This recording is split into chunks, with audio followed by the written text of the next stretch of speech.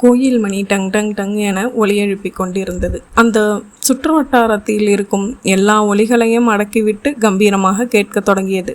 மாலை வேலை பூசையை அறிவிக்கும் மணி அது. ஏதேதோ வேலையாக எங்கெங்கோ எறும்பு போல விரைந்து கொண்டிருந்தவர்கள் மணியோசை கேட்டு கன்னத்தில் ஒரு அடி வைத்துவிட்டு சிவசிவ என்று முணுமுணுத்து கொண்டே நடந்தார்கள். கும்பகோணம் நாகேஸ்வரன் கோயில் கல்தேர் அருகில் உட்கார்ந்திருந்த சுந்தருக்கு கோயில் மணியின் ஒளி உடம்பில் ஒரு மின்னலை நுழைத்து விட்டது மாதிரி இருந்தது. அவனை அறியாமல் கன்னத்தில் போட்டு கொண்டான். உட்கார்ந்திருந்தவன் எழுந்தான். கோயிலுக்குள் நடந்தான். கோயிலின் கோபுரம் திமுதிமு வென்று வளைந்து வானில் இருக்கும் எல்லா தொட்டுவிட முயற்சி செய்து கொண்டிருந்தது. நாகேஸ்வரன் கோயில் கோபுரத்திற்கு மட்டும் ஒரு தனிச்சிறப்பு உண்டு. 4 கோபுரங்கள் 4 திசைகளிலும் ஒரே அளவு உயர்ந்திருந்தது. சாலையிலிருந்து உள்நோக்கினால் உள்ளே ஒரு பெரிய நகரமே இருக்கிற மாதிரியான ஒரு தோற்றம் கொடுப்பவை. ஒவ்வொரு கோபுரத்திலும் நிறைய பிறைகளை வைத்து கட்டியிருந்தார்கள். அந்த பிறைகளில் எல்லாம் நிறைய புறாக்கள் குடித்தனம் நடத்தி கொண்டிருந்தன.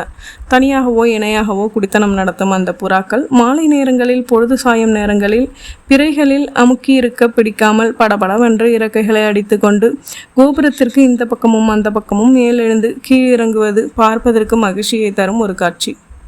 புறாக்கள் மட்டுமே அந்த இடத்தை சொந்தம் கொண்டாடி முழு கோபுரத்தையும் ஆக்கிரமிப்பது என்ன நியாயம் என்று பொறுமை தீயில் வெந்து போகும் வௌவால்கள் பலவும் அந்தி நேரங்களில் அங்கு உலாவுவதாக இன்னும் ஒரு காண வேண்டிய காட்சி உண்டு.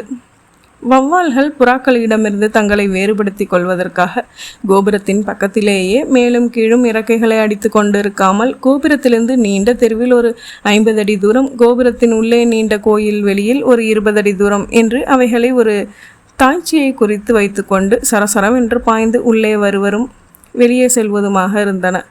சுந்தர் தினம் தினம் அவற்றையெல்லாம் உணராமலேயே பார்த்து கொண்டிருப்பவன். அதனால் அவற்றில் அவனுக்கு எந்த கவர்ச்சியும் ஏற்படவில்லை. அவன் கோயிலுக்கு வருவது கூட உண்மையில் பார்க்க போனால் சாமி கும்பிடுவதற்கு என்று சொல்ல முடியாது, வீட்டில் இருந்து தப்பிப்பதற்கு என்று தான் சொல்ல வேண்டும். நாகேஸ்வரன் கோயிலில் கூட்டம் என்பது அவ்வளவாக இருக்காது. கும்பகோணத்து கடைத்தெருவில் இருக்கும் நெருக்கம், சத்தம், வெளிச்சம், அர்த்தம் இல்லாமல் பேச்சு எதுவும் கோயிலில் இருக்காது. சிந்தை ஓட்டத்திற்கு தடையில்லாத நடக்க நடக்க வளரும் கோயில் என்பதால் சுந்தர் அந்த கோயிலுக்குத்தான் வருவான். கோயிலுக்குள் நுழைந்தால் அவனுக்கு தன்னிறக்கம் அதிகமாகிவிடும். தன்னிலை பற்றி எண்ணம் பொங்கி பொங்கி மேலெழுந்து அவனுக்குள் ஆற்றமாட்டாத துக்கத்தை கிளறிவிடும். உலகில் கோடி கோடியாக இருக்கும் மக்கள் யாருக்குமே துக்கமோ பிரச்சனையோ இல்லாதது போலும் அவனுக்கு மட்டும்தான் பிரச்சனைகள் தலைக்கு மேலே கூடை கூடையாய் இருக்கிற மாதிரியும் தோன்றும். வலிக்கும் காயத்தை தடவி பார்ப்பதால் ஏற்படுகின்றன ஒரு வேதனையான இன்பம் அவனுக்கு தன் பிரச்சனைகளை அலசுகிற போது ஏற்படுவதாக அந்த எண்ணத்தை எண்ணுவான். அதனாலேயே கோவிலில் நடக்கும்போது உட்காரும்போது அதை பற்றியே சிந்தித்து கொண்டு நடப்பான். இன்றைக்கு பிரச்சனையை நினைத்து கொண்டு நடந்தான். சுந்தருக்கு 23 வயதாகிறது. தஞ்சாவூருக்கு 109 போய் இறங்கி சென்று கல்லூரி படிப்பை படித்து முடித்தவன். 3 அண்ணன்கள். அவர்கள் எல்லாம் படிப்பை சுருக்கமாக முடித்து கொண்டார்கள். கும்பகோணத்து டவுன் உயர்நிலை பள்ளி படிப்பே வாழ்க்கைக்கு போதும் என்று முடிவெடுத்து விட்டார்கள். அப்படி அவர்கள் முடிவெடுத்ததற்கு வேறு காரணங்களும் இருக்கின்றன. நாட்டம் படிப்பில் இல்லை. ஏட்டு படிப்பு காரணமாக கையில் சில்லறை புரளுவதில்லை. உயர்பள்ளி படிப்பின் போது வாழ்க்கையில் படிப்பை விட வேறு பல சுவாரஸ்யமான விஷயங்கள் இருக்கின்றன என்று அவர்களுக்கு தோன்றியதால் படிப்பு கசந்து போனது. 3 அண்ணன்களும் அப்படித்தான் படிப்பை உதறினார்கள். படிப்பை உதறியவர்களுக்கு அவர்கள் வெளியில் சொன்ன காரணங்கள் என்னவோ, வேறு குடும்பத்தில் அப்பாவிற்கு வயதாகிவிட்டது, இனிமேல் குடும்ப தொழிலான தறி நெய்தலை அப்பா ஒருவரே நடத்துவதென்பது அவரது உடலுக்கு ஆகாத ஒன்று, அம்மாவிற்கும் கண் பார்வை மந்தப்பட்டு வருகிறது, பட்டு நூலில் இருக்கும் சிக்கலை எல்லாம் அம்மாவால் எடுக்க முடியாது, அவருக்கும் ஒரு கையால் வேண்டும், அப்பாவையும் அம்மாவையும் பாசம் அரைத்தது. பையன்கள் தங்கள் மேல் உள்ள பிரியத்தால் தான் இப்படி சொல்வதாக நம்பி அவர்கள் மகிழ்ந்து போனார்கள். படிப்பை நிறுத்த சொன்னார்கள். பையன்கள் தறியில் உட்கார்ந்து சேலை நெய்வார்கள் என்ற அப்பாவின் எதிர்பார்ப்பில் மண் விழுந்து விட்டது. ஒவ்வொருத்தனும் தறியில் உட்காருகிற மாதிரி பாவனை பண்ணினார்கள். ஆனால் அப்படி வேலை செய்ததற்கு அப்பா காசு கொடுக்கவில்லை. காசு இல்லாமல் சினிமாவிற்கு போவது எப்படி? நல்ல சட்டையும் பேண்ட்டும் அணிவது எப்படி? அதனால் வீட்டு தறியில் வேலை செய்வதை விட்டு வெள்ளித்தறிக்கு கூலிக்கு வேலை செய்தார்கள். வேலை கற்றுக்கொண்டு தறியில் ஒரு நாள் உட்கார்ந்து வேலை செய்து கூலி பெற்றதும் அவர்கள் அந்த காசு கையை விட்டு அகலும் வரை மறுபடி தறி மேடை பக்கமே போகாமல் சண்டித்தனம் பண்ணினார்கள். சினிமாதான், கடைத்தெருதான், கிளப்பு தான், சாயங்கால நேரத்தில் பவுடரும் 2 ரூபாய் கொடுத்து வாங்கின மட்டமான சென்ட்டும் உடலில் மணக்க கோயில் கடத்தெருதான். அங்கே பெண்களை பார்த்து பார்த்து போதை ஏற்றி கொண்டு நரம்புகளை முறுக்கேற்றி கொண்டு எப்போதும் அந்த மோகத்தின் நினைப்பிலேயே தெரிந்தார்கள். அம்மாவும் அப்பாவும் இது தலையெழுத்து என்று ஆண்டவனை குறை சொன்னார்கள். அப்பா வயதுடைய அவருடைய சிநேகிதர்கள் சிலர் அப்பாவை நெருங்கி பையன்களுக்கு ஒரு கல்யாணத்தை பண்ணி போட்டுவிட்டால் அப்புறம் அவர்கள் பொறுப்பாக நடந்து கொள்வார்கள் என்ற ஒரு நச்சு கருத்தை அப்பாவின் மனதில் விதைக்க அப்பா பையன்களுக்கு பெண் தேடினார். சாத்திரத்தில் என்ன சொல்கிறது? எப்பேற்பட்டவனுக்கும் இறைவன் ஒரு இணைப்பை படைத்திருக்கிறான் என்று. அப்படித்தான் அண்ணன்களுக்கும் பெண்கள் வாய்த்தார்கள். தேவர்கள் தேவதைகளை மணப்பார்கள், அரக்கர்கள் அரக்கிகளை மணப்பார்கள், அண்ணன்கள் அன்னிகளை மணந்தார்கள். அண்ணன்களுக்கு ஏற்ற அன்னிகள் வாழ்க்கை தரம் உயர வேண்டும், சுற்றி இருக்கும் பேருக்கு நன்மை செய்ய வேண்டும் என்பன போன்ற உயர்ந்த கருத்துக்களை பற்றிய எண்ணமே சிறிது மற்ற அன்னிகள். அவர்களும் சினிமாவிற்கு போக வேண்டும், பவுடர் பூசிக்கொள்ள வேண்டும், முடிந்தால் திரைப்பெண்கள் போல உதட்டி சாயம் தடவிக்கொள்ள வேண்டும், சென்ட்டு மணக்க வேண்டும், ஹோட்டல்களில் அல்வாவும் முருகல் தோசையும் சாப்பிட வேண்டும் என்பதே அன்னிகளின் வாழ்க்கை நோக்கங்கள். பெரிய அன்னிக்கு அவளுடைய பிறந்த வீட்டு ஆதரவும் இருந்ததால் அன்னிக்கு சண்டை போடுவதற்கும் ஆயுதம் ஏந்துவதற்கும் எளிதாக இருந்தது. அதுதான் அவள் பின்னால் ஒரு படை இருக்கிறதே, ஆரவாரம் செய்ய, உற்சாகமூட்ட, ஆயுதம் எடுத்து தர, சமயத்தில் அவளோடு இணைந்து போராட. கடைசியில் பெரிய அண்ணன் தனது வாலிபத்திரத்திமிரையும் துடுக்குத்தனத்தையும் தன் மனைவியிடம் அடகு வைத்துவிட்டு அவள் பின்னாலேயே போய் அவள் காட்டிய தரிமேடையில் அமர்ந்து சிக்கா புக்கா என்று சேலை நெய்ய தொடங்கிவிட்டான். பெரிய அண்ணி தன் பங்கிற்கு பட்டு நூல் சிக்கெடுப்பது, சிக்கெடுத்த நூலை உருளையில் சுற்றுவது என்று கைவேலை செய்து சம்பாதித்து தனது சினிமாவிற்கும் தனது பவுடருக்கும் தனது அல்வாவிற்கும் முருகல் தோசைக்கும் வழி தேடி கொண்டு விட்டாள். அப்படி கொஞ்சம் கொஞ்சமாக சேர்த்த பணத்தை வைத்துக்கொண்டு இப்போது தனக்கு பாத்தியப்பட்ட சுற்று வட்டாரங்களில் அடகு பிடித்து அரசோச்சி வருவதாக கேள்வி. அவளை சுற்றி இருக்கும் இயலாத பெண்கள் எல்லாம், குடிகார கணவன்களின் மனைவிகள் எல்லாம் தத்தம் குழந்தைகளுக்கு வயிற்றிலிடுவதற்கு வீட்டில் இருக்கும் சீதனமாக வந்த பித்தளை அண்டாக்களையும் குடங்களையும் சின்ன சின்ன வெள்ளி குப்பிகளையும் கொலுசுகளையும் அன்னியிடம் ஈடாக வைத்து பணம் பெற்று சென்று பானையை பொங்க வைப்பதால் அன்னி அவர்களுக்கெல்லாம் பெரிய ராணியாகிவிட்டாள். சின்ன அண்ணன்கள் அப்படி இல்லை. தத்தம் மனைவியருக்கு அப்பாலும் உலகம் இருக்கிறது என்பதை உணர்ந்தவர்களாயிருந்தார்கள். கல்யாணமான கொஞ்ச நாட்களுக்கு புது மனைவியுடன் ஹோட்டல், சினிமா என்று படையெடுத்துவிட்டு பின் சேர்ந்து போனார்கள். ஒவ்வொரு படையெடுப்பும் ஏராளமான பொருட்சேதத்தை ஏற்படுத்தியதுதான் முக்கிய காரணம். அன்னிகளுக்கு ஏமாற்றம். பெரிய மருமகள் பீத்து கொண்டு போன மாதிரி இவர்களும் இந்த வீட்டை ராட்டினத்திலிருந்து தத்தம் நாயகர்களோடு பீத்து கொண்டு போக ஆசைதான். ஆனால் சின்ன அண்ணல்கள் இருவரும் முரடர்களாக இருந்தார்கள். அம்மா அப்பா எதிரிலேயே மனைவியை கை நீட்டி அடிக்கும் அளவு தைரியம் பெற்றவர்களாக இருந்தார்கள். காலால் உதைக்கும் அளவு கால்களில் வலுவும் நெஞ்சில் துணிவும் கொண்டவர்களாக இருந்தார்கள். அதனால் அன்னிகள் இருவரும் கொஞ்சம் அடங்கித்தான் போக வேண்டியிருந்தது. அப்பாவையும் அம்மாவையும் ஒரேடியாக ஒதுக்கிவிட்டு ஆகாரமின்றி ஆட்சி பறிக்கப்பட்டு குகை மூலையில் ஒதுக்கப்பட்ட கிராசிங்கங்களைப் போல மாறிப்போனார்கள். அவர்கள் கர்ஜிப்பதாக நினைத்து குரல் எழுப்பிய போதெல்லாம் அலை வெறும் உணகல்களாக வெளிப்பட்டது. கண்டு சிறுமைப்பட்டு போனார்கள். கிழவர் திண்ணையில் உட்கார்ந்து கொண்டு யாராவது மாட்டினால் எதிரில் உட்கார வைத்து அந்த காலத்தில் நான் என்று தனது அரசின் மாண்புகளை பற்றி பேசத் தொடங்கினார். தனது ஆட்சி காலம்தான் பொற்காலம் என்றார். கிழவிக்கு வெற்றிலையும் பாக்கு இடிக்க ஒரு இரும்பாலான தடியும் கொடுக்கப்பட்டது. கிழவி கண்களை மூடிக்கொண்டு நொத என்று வெறும் உரலை இடித்து கொண்டிருந்து விட்டு தன் மனக்கண்ணிலேயே தன் உயிரையும் தாழ்வையும் எண்ணி பார்த்துவிட்டு அவளுக்கே கேட்காத குரலில் பினாத்தம் வைத்துவிட்டு போய்விட்டாள். கடைக்குட்டியான சுந்தர் மாட்டிக்கொண்டான். சுந்தர் அந்த வீட்டில் மிக தாமதமாக பிறந்த பிள்ளை. பெரிய அண்ணன், அடுத்த அண்ணன் என 3 பேருக்கும் ஒவ்வொரு வருட இடைவெளிதான். இளமை ஊற்று வற்றாது. இருந்த காலத்தில் அடுத்தடுத்து 3 மகவுகளை ஏந்தி பல புகட்டி அம்மாவுக்காக உடலில் திராணி இருந்திருந்தது. அப்புறம் கிட்டத்தட்ட சின்ன அண்ணன் பிறந்த 15 வருட காலம் வாழ்க்கைக்கு பின்பு வனவாசம் போன மாதிரி இருந்த அம்மாவும் அப்பாவும் 15 வருட மௌனத்திற்கு பின்பு எப்படியோ கூடி குழவி பிள்ளை பெற்றார்கள். அதுதான் சுந்தரமூர்த்தி.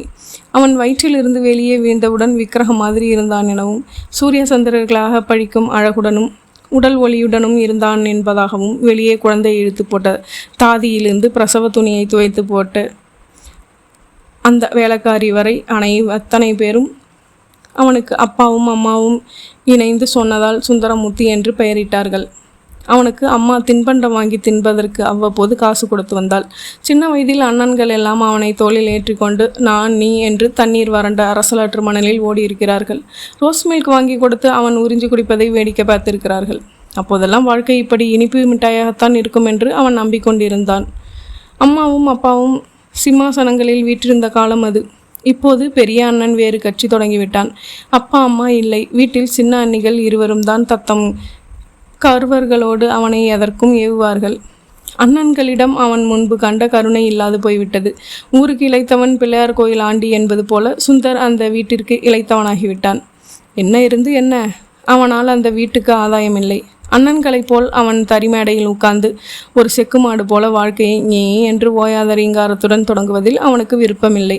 சின்ன வயதிலேயே சம்பாதிக்கத் தொடங்கிய அண்ணன்கள் எல்லாம் இன்றைக்கு வெள்ளையும் சொல்லையுமாய் நெய்யும் பருப்புமாய் வளைய வந்து கொண்டிருப்பதால் அவனும் மறுபேச்சின்றி தரிமேடையில் உட்கார்ந்திருப்பான். அவர்கள் ஒன்றும் அப்படி இல்லை, ஏறக்குறைய அன்றாடங்காய்ச்சிகள். மழை நாட்களில் அவ்வளையாக வேலை இருக்காது. இருந்தாலும் மழை நாட்களில் நெசவு தொழில் என்பது கத்தி மேல் நடைபழங்கும் சமாச்சாரம். இவ்வளவு அல்லல் நிறைந்த தறி வேலை சுந்தருக்கு பிடிக்கவில்லை என்பதால் ஆச்சரியமில்லை. யோசித்து வைத்தது. தறி வேலைக்கு போகாதே என்று பகுத்தறிவு இடித்து சொல்லியது. அவன் என்னவோ கௌரவம் பார்ப்பதாக அண்ணன்கள் நினைத்து விட்டார்கள். சோம்பேறிகளுக்கு சோறு இல்லை என்று அன்னிகள் இருவரும் சேர்ந்து முடிவெடுத்து விட்டார்கள். அண்ணன்களின் பரிவினால்தான் அவனுக்கு வீட்டில் அவர்கள் சாப்பிடும் போதெல்லாம் நாய்த்தட்டு போன்றதொரு தட்டில் சாதமும் கிடைத்து வருகிறது. டேய், எங்களை பாருடா, அப்போ உயிரோடு இருந்த காலத்திலேயே வேலைக்கு போகணும், சம்பாதிக்கணும்னு நினச்சா வாங்கடா. அம்மா அப்பாவை உட்கார வச்சு சோறு போடணும்னு படிப்பை நிறுத்திட்டோம். படிப்பு வேண்டியதான். அரிசி புளி என்ன விளைவிக்குதுன்னு தெரிஞ்சுக்கலாம். முதலாளி கூலியை ஒழுங்காக கொடுக்குறானா இல்லையான்னு தெரிஞ்சுக்கலாம். மற்றபடி படிப்பு நமக்கு காசாக கொண்டு வந்து கொட்ட போகுது. அதுக்கு ஒத்துழைக்கணும்டா. என்னவோ படிக்கிறேன்னு போனீங்க, இப்போ என்ன ஆச்சு? எங்களை விட 4 எழுத்து கூட படித்ததுனால நீ தறி மேடையில் உட்கார்ந்து கௌரவம் பார்க்க ஆரம்பிச்சிட்ட. இந்த தறியில் வேணாம், அண்ணங்கிட்ட வேலை கற்றுக்கிறது முடியாதுன்னு ஒன்றுக்கு தோணுச்சுன்னு சொல்லு, வேறு இடத்துல சேர்த்து விட்றேன். பேசாமல் உட்காந்துருக்கிறத பாரு. உனக்கு எங்கடா வேலையில் அக்கறை இருக்குது? எவனாவது இடுப்பை ஒடிச்சிக்கிட்டு சம்பாதிச்சு போட்டால் நீ உட்காந்து திம்ப கறியும் மீனுமா மூக்க பிடிக்க சாப்பிடுவ. சொல்லண்டா வாயை திறந்து ஏதாவது. சுந்தருக்கு அவமானம் பிடிக்கி தின்றது. படித்தது என்னவோ பெருங்குற்றம் போல பேசுகிறார்கள் இவர்கள். படித்ததால் தானே சிந்தனை கொஞ்சம் விரிவாக்கம் அடைந்தது. மூட்டை தூக்குபவனுக்கு 30 ரூபாய் கிடைக்கிறது என்றால் மூளையை உபயோகித்து கம்ப்யூட்டர் அது இது என்று கொஞ்சம் சுட்சமாக வாழ்க்கையோடு போராடுபவனுக்கு 300 கிடைக்கிறதே. மூட்டை தூக்க போகவில்லை என்றால் வேலையில் பிரியமில்லை என்று உடனே ஒரு தீர்ப்பு எழுதினால் எப்படி? இதற்கெல்லாம் எப்போது ஒரு முடிவு வரப்போகிறது? டேய் சுந்தர், என்னடா இது இருட்டில் உட்காந்து அழுதுகிட்டு இருக்க? பொம்பளையாடா நீ? வீட்டுக்கு போனேன், உங்கள் அண்ணி நீ எங்கேயோ மேய போயிருக்கேன்னு சொன்னாங்க. நீ இங்கே தான் மேய்ந்துக்கிட்டு இருப்பேன்னு எனக்கு தெரியும். அதான் உன்னை கூட்டிகிட்டு போகலான்னு வந்துட்டேன், வாடா என்று சுந்தருடைய தோழன் ஆந்தை ராமசாமியின் குரல் கேட்டது. சுந்தர் கல்தேர் அணைப்பிலிருந்து விலகி நிமிர்ந்து பார்த்தான். கண்களில் இருந்து கண்ணீர் கன்னத்தில் இறங்கும் உணர்வு அவனை லேசாக சிலிர்க்க வைத்தது. வீட்டில் பட்டாசு வெடிச்சாங்களா? ஆமாம், அண்ணன் திட்டினான். சின்ன அண்ணன் என்ன, நடு அண்ணன் என்ன, பெரிய அண்ணன் என்ன, எல்லா அண்ணன்களும் திட்டத்தான் செய்வாங்க. மேலே காக்கா கழிஞ்சிருச்சுன்னா நாம் கழுவி விடுறது இல்லையா? அது மாதிரி தொடச்சி விட்டுற வேண்டியது தானே. அசிங்கமாக திட்டாருடா. அது அன்னைக்கு முன்னால். டேய், வாழ்க்கையில் எதுவுமே அசிங்கம் இல்லைடா. இன்றைக்கி அசிங்கமாக தோணும், நாளைக்கு அதுவே அம்சமாக போயிடும். மண்ணில் முட்டாய் விழுந்துட்டா உனக்கு அசிங்கம், எடுத்து திங்கிற குழந்தைக்கு அதுவே அம்சம் இல்லையா? உங்கள் அண்ணன் அப்படி என்ன அசிங்கமாக பேசியிருக்க போகிறான்? போய் எந்த இளிச்சனாவது கிடைக்கிறானா? அவன்கிட்ட போன்னு சொன்னானா? சுந்தருக்கு ஆச்சரியமாக இருந்தது. எப்படி கூடவே இருந்து கேட்ட மாதிரி ஆந்த ராமசாமி அவ்வளவு சரியாக சொல்கிறான்? ஆமோதித்து தலையாட்டினான். எல்லார் வீட்லேயும் சொல்கிறது தான்டா, எல்லா வீட்லேயும் கல்யாணமான பொண்ணுங்க செய்கிறது தான்டா. அப்போ அம்சமாக இருக்குன்னு அனுபவிக்கிறது தானே மாப்பிள்ளை? உங்கள் அண்ணனும் அனுபவிச்சது தான்டா, அதுதான் வார்த்தையாக சொல்லிட்டான். அன்னிங்க எல்லாம் அதுக்கு பழக்கப்படுறவங்கிறதுனால அது ஒன்றுமே இல்லைங்கிற மாதிரி கேட்டுட்டுச்சு. இதை போய் பெருசாக நினச்சிக்கிட்டு இங்கே உட்காந்து இப்படி அழுவுறியே. சுந்தருக்கு மனம் கொஞ்சம் சமாதானமாக மாதிரி தோன்றியது. எழுந்தான். ஆந்தை ராமசாமி அவன் தோளில் கை போட்டு கொண்டான். போகலாம் என்று அவனுக்கே ஒரு சலிப்பு ஏற்பட்டு திரும்பிய போது சுந்தர் அவனை பார்த்தான். அந்த பெண் கையில் எண்ணெய் கிண்ணத்தோடு கோயிலின் உள்நோக்கி சென்று கொண்டிருந்தாள். சுந்தர் பிரமித்து போனான். ஒரு பார்வையிலேயே அவள் அவனை பிரமிக்க வைத்து விட்டாள். பூமியில் இருக்கும் மானிட பெண்கள் எல்லாம் இளமையில் அழகாகத்தான் இருந்தாலும் இவளது அழகு ஒரு வார்த்தை குவியலுக்குள் கட்டுப்படாத அழகாக இருந்தது. அவளது தலைமுடி நன்கு நீண்டிருந்தது. அதை அவள் அடர்த்தியான ஒற்றை பின்னலாய் மார்பில் தவழ விட்டிருந்தாள்.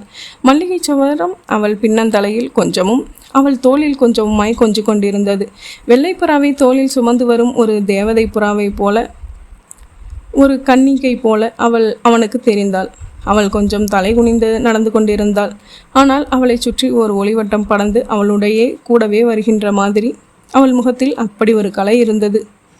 காலில் கொலுசு அணிந்திருந்தாள். அதில் இருந்த வெள்ளி முத்துக்கள் ஒன்றுடன் ஒன்று மோதி ஜல் ஜல் என்று அவனுள் ஒரு மயக்கத்தை ஏற்படுத்தின. நடையில் ஒரு ஒயில் இருந்தது.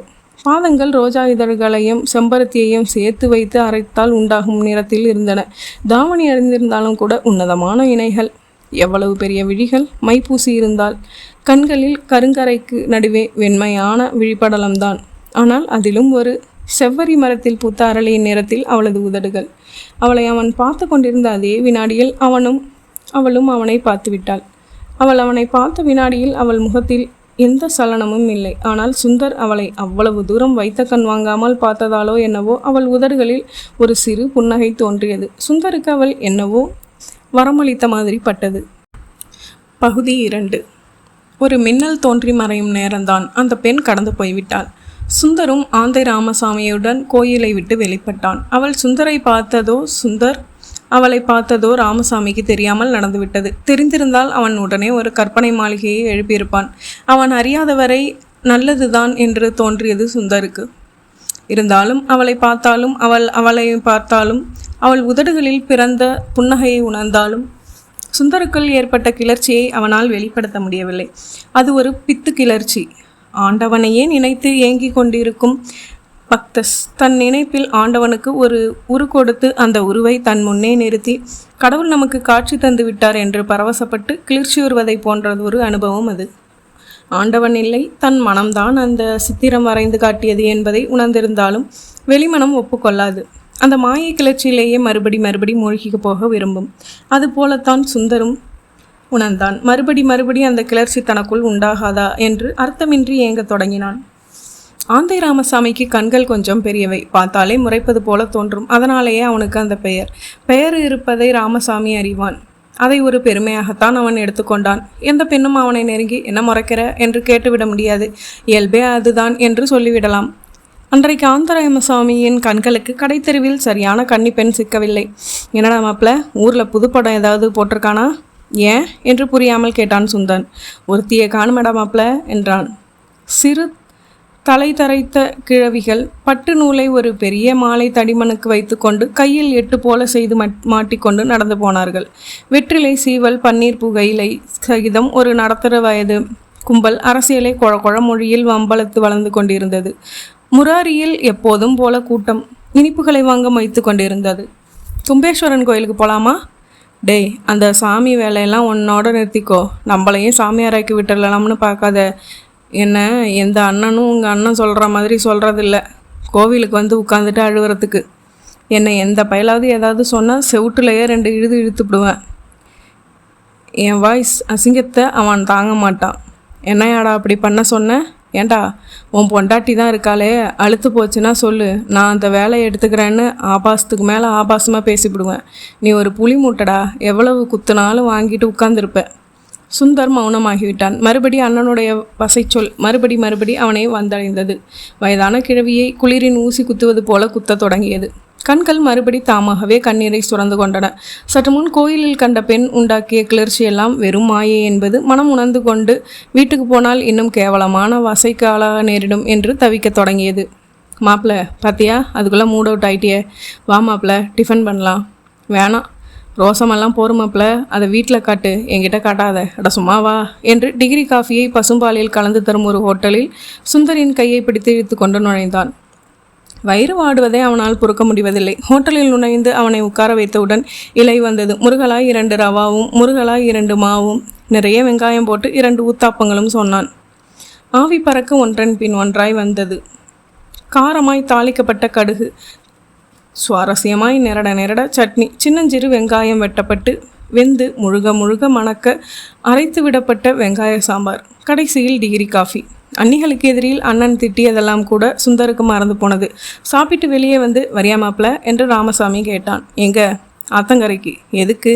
வாயேன், உனக்கு ஒரு புது விஷயம் கதை தரேன். இருவரும் மங்கலான வெளிச்சத்தில் மெல்ல மௌனமாக நடந்து அரசலாற்றங்கரையை அடைந்தார்கள்.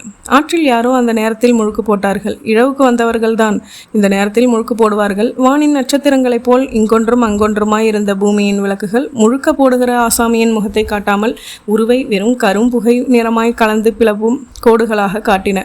ஆந்தை ராமசாமி பையிலிருந்து ஆளுக்கு ஒரு சிகரெட் எடுத்து பற்ற வைத்தான். பகுதி 3. வீடு திரும்பும் போதெல்லாம் சுந்தருக்கு பயமாகவே இருந்தது.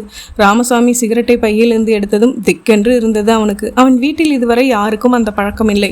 அப்பாவுக்கு வெற்றிலை செல்லத்தில் வெகு கொஞ்சமாக ஏற்படுத்தப்பட்டிருந்த இடது ஒதுக்கீட்டில் புகையிலை. காசு கொடுத்த நாட்களில் அந்த இடம் பன்னீர் புகையினால் நிரம்பியிருக்கும். அடுப்படியில் பூனை ஆக்கிரமித்த நாட்களில் அந்த இடத்தில் பன்னீர் புகையிலையின் வாசம் மட்டும் இருக்கும்.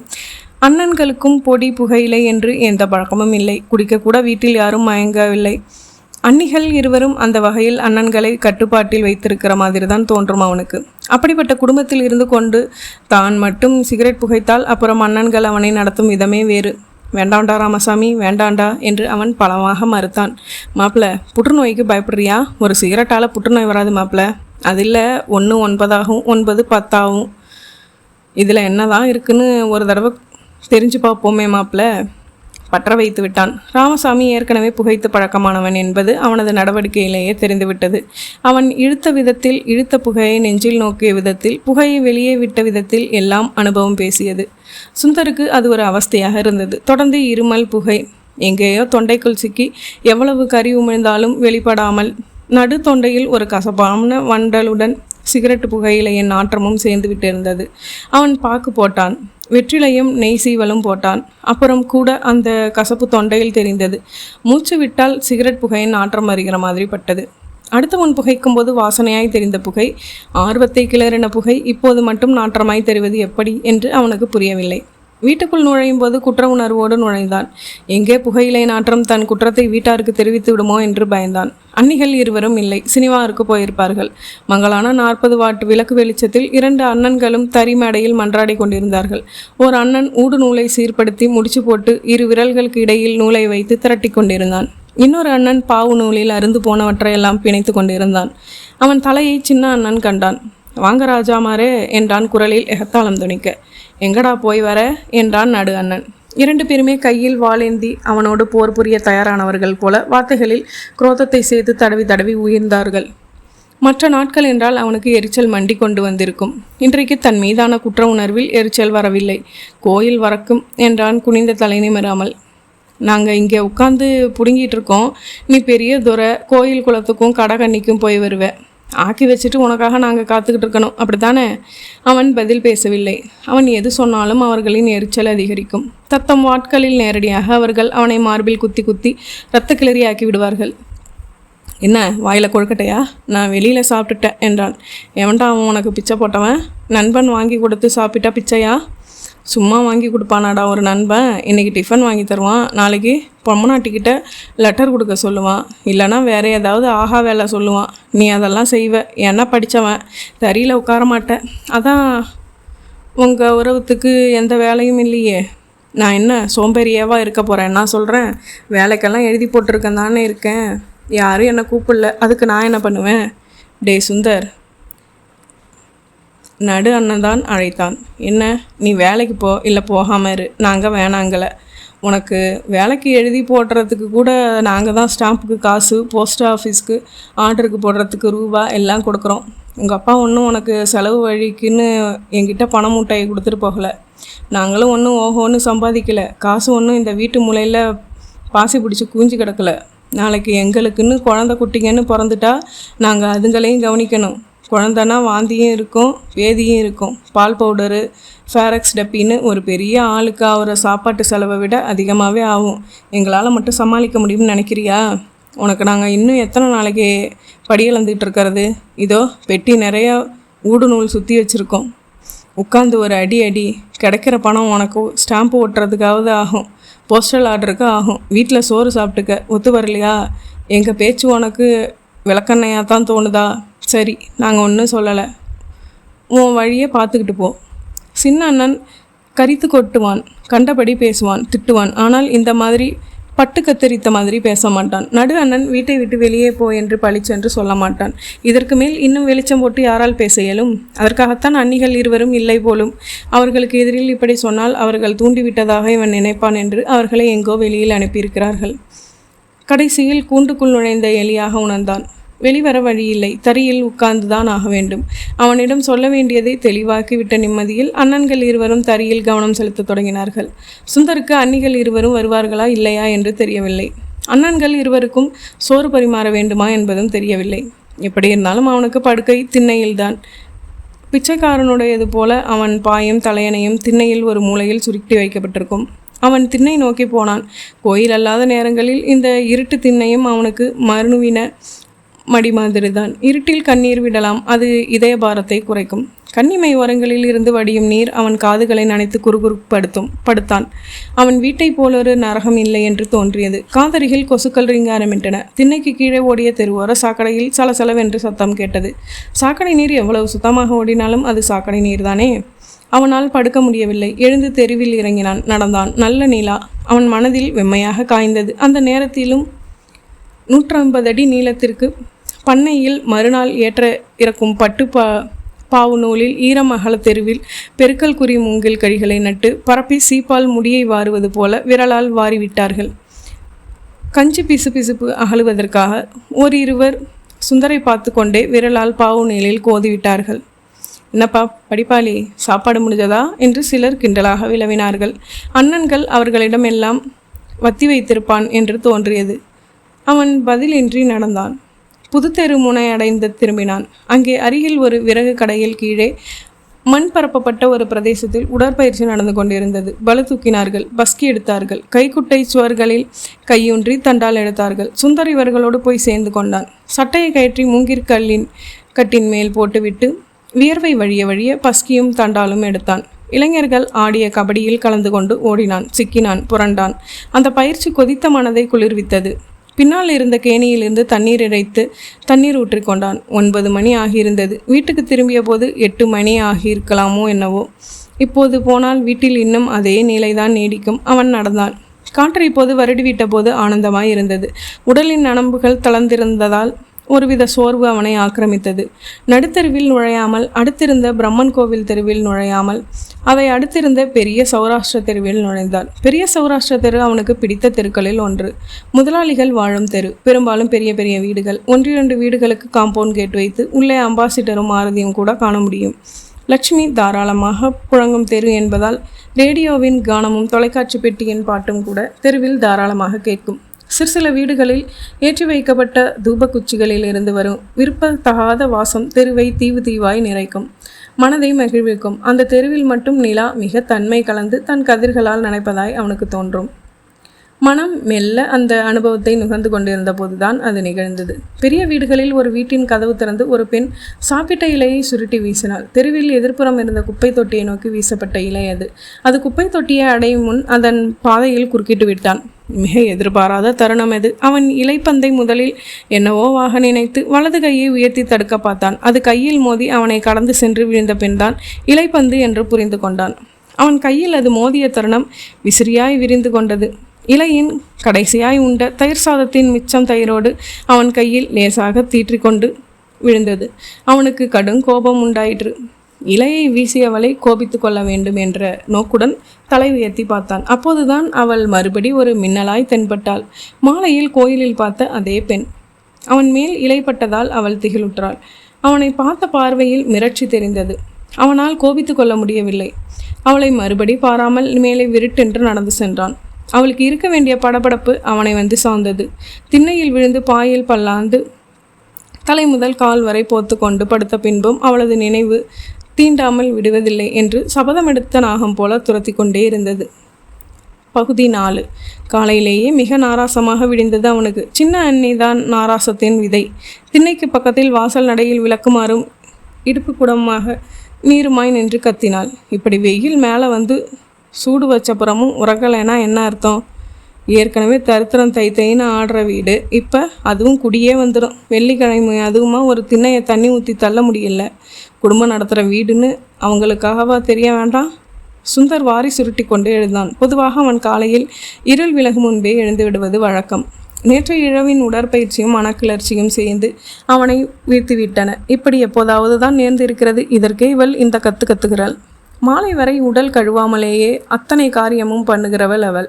விளக்கு வைத்த பின்னும் கூட்டுவதும் துணி துவைப்பதும் குழந்தைகளுக்கும் அவளுக்கும் தலைவாரி விடுவதும் அந்த வீட்டில் தினசரி காட்சிகள். இவள் தரித்திரத்தை பற்றி பேசுகிறாள். அப்பா செத்து திண்ணை காலியான போது கூட திண்ணையை கழுவினால் மாமனாரையும் சேர்த்து கழுவி விடுகிற மாதிரி என்று தன் சோம்பேறித்தனத்திற்கு நியாயம் கற்பித்தவள். காலையில் அவளுடன் மல்லுக்கு நிற்க அவன் தயாராய் இல்லை. மனதில் வேறு பல கிளர்ச்சி தரும் மாற்றங்கள் நிகழ்ந்திருக்கின்றன.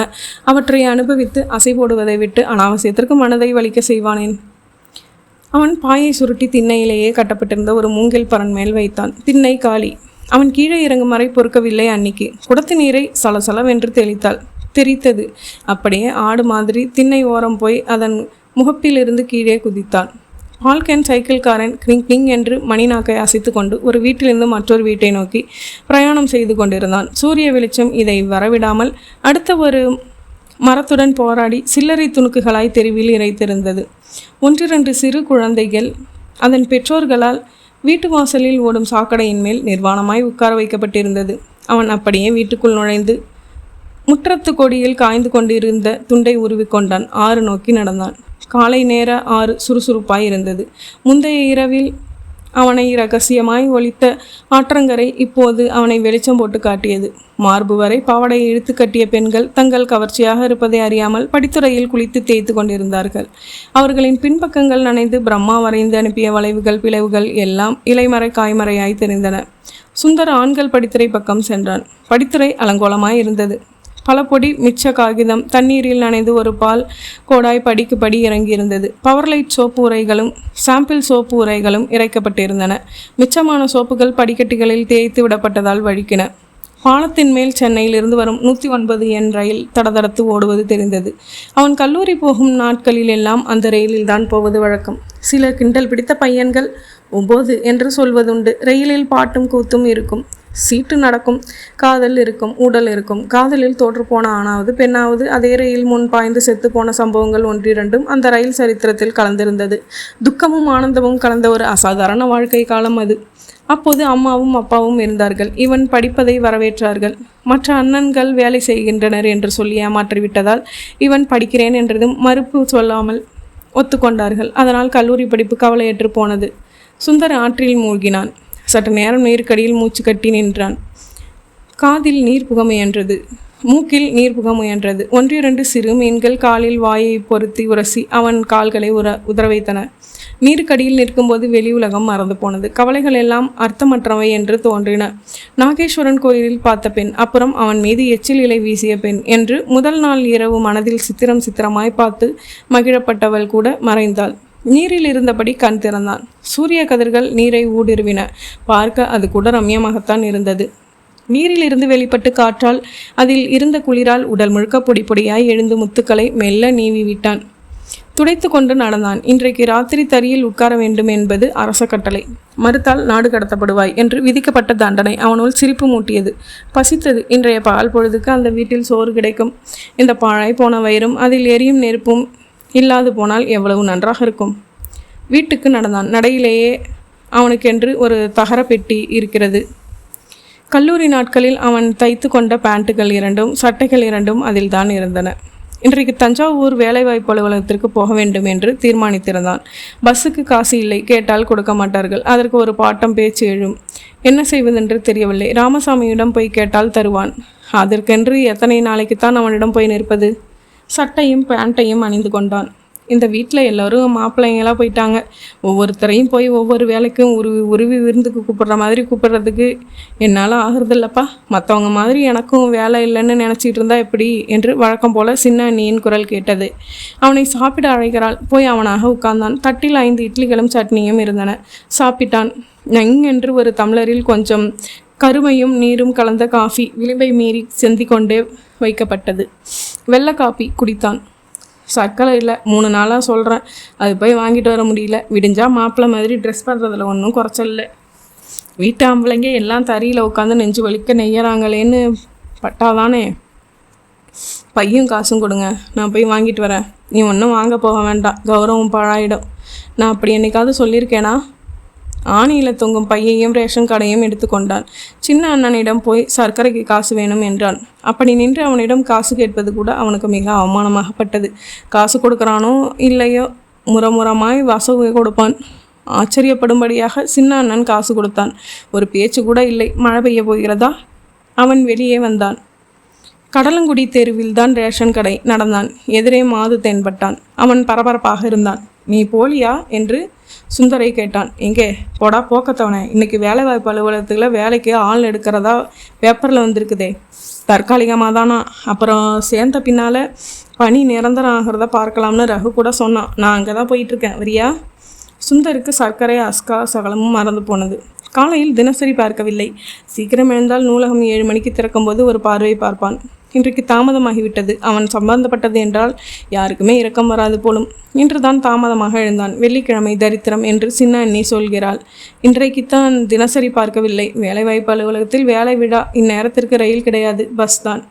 சரி போலாம் என்று அவன் மாதுவுடன் நடந்தான். மாது கூட ஏழை வீட்டு பிள்ளைதான். அவனுக்கும் வேலை ஒரு அச்சய பாத்திரம்தான். மாது தயங்கினான். என்னப்பா போகலாம் வாரியா? பஸ்ஸுக்கு காசு இல்லடா, அதான் பங்களா வீட்டு பையன்கிட்ட போய் காசு வாங்கிட்டு வரப்போகிறேன். என்கிட்ட இருக்கு வா என்று சர்க்கரை காசை தொட்டு காட்டினான் சுந்தர். தஞ்சாவூரில் ஏமாற்றம் காத்திருந்தது. தினசரியில் அறிவித்தபடி அன்றைக்கு வேலைக்கு ஆள் எடுக்கவில்லை. அடுத்த மாதம் என்று சொல்லிவிட்டார்கள். கிட்டத்தட்ட ஒரு புரட்சிப்படை அமைக்கும் அளவிற்கு அங்கே வந்து சேர்ந்திருந்த வேலையற்ற இளைஞர்கள் ஏமாற்றமடைந்தனர். ஏமாந்ததை வெளிக்காட்டவில்லை. இவனுங்க வேலை கொடுத்து தான் வீட்டில் விடியணுமா போடா என்று கிண்டலாய் சொல்லி நகர்ந்தனர். சுந்தருக்கு ஏமாற்றம் மட்டுமில்லை, பயமாகவும் இருந்தது. சர்க்கரைக்காக வாங்கிய காசில் 10 ரூபாயை வேட்டு வைத்து தீர்த்து மாதிரி ஆகிவிட்டது. போகும்போது இன்னொரு 10 ரூபாயை தீர்த்துவிட்டால் வீட்டில் என்ன பதில் சொல்வதென்று புரியவில்லை. அவனும் மாதுவுமாக சேர்ந்து ரயிலில் கும்பகோணம் செல்வதென்று தீர்மானித்தார்கள். ரயில் தஞ்சாவூரிலிருந்து புறப்படுகிற நேரத்தில் ஓடிப்போய் தொற்றிக்கொண்டார்கள். ரயிலில் டிக்கெட் வாங்காமல் பயணம் செய்ததில்லை. இன்றைக்கு அதுவும் ஆகிவிட்டது. மாட்டினால் அபராதம் கட்ட சொல்வார்கள். இல்லை என கைவிரித்தால் சிறையில் போடுவார்கள். 3 மாதமோ என்னவோ போகிறது. உள்ளே உட்கார்ந்து கஞ்சியோ கறியோ சாப்பிடலாம். வயிற்று நெருப்பு பற்றி கவலைப்பட வேண்டாம்.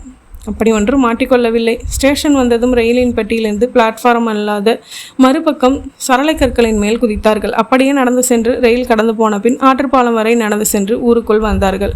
என்னால் உனக்கும் இன்னைக்கு செலவு என்றான் மாது அடிபட்ட குரலில். அதெல்லாம் இல்லை, இன்னைக்கு நான் வீட்டில் பாராட்டு வாங்கணும்னு இருக்குது. அதை யாராலையும் மாற்ற முடியாது.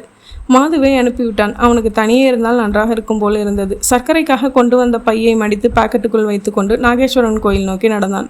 தலை பாரமாக இருந்தது. ராமசாமியுடன் போனால் சர்க்கரை காசை சேர்த்து விடலாம். ஆனால் சர்க்கரை வாங்காததற்கு ஒரு திட்டு விடும்.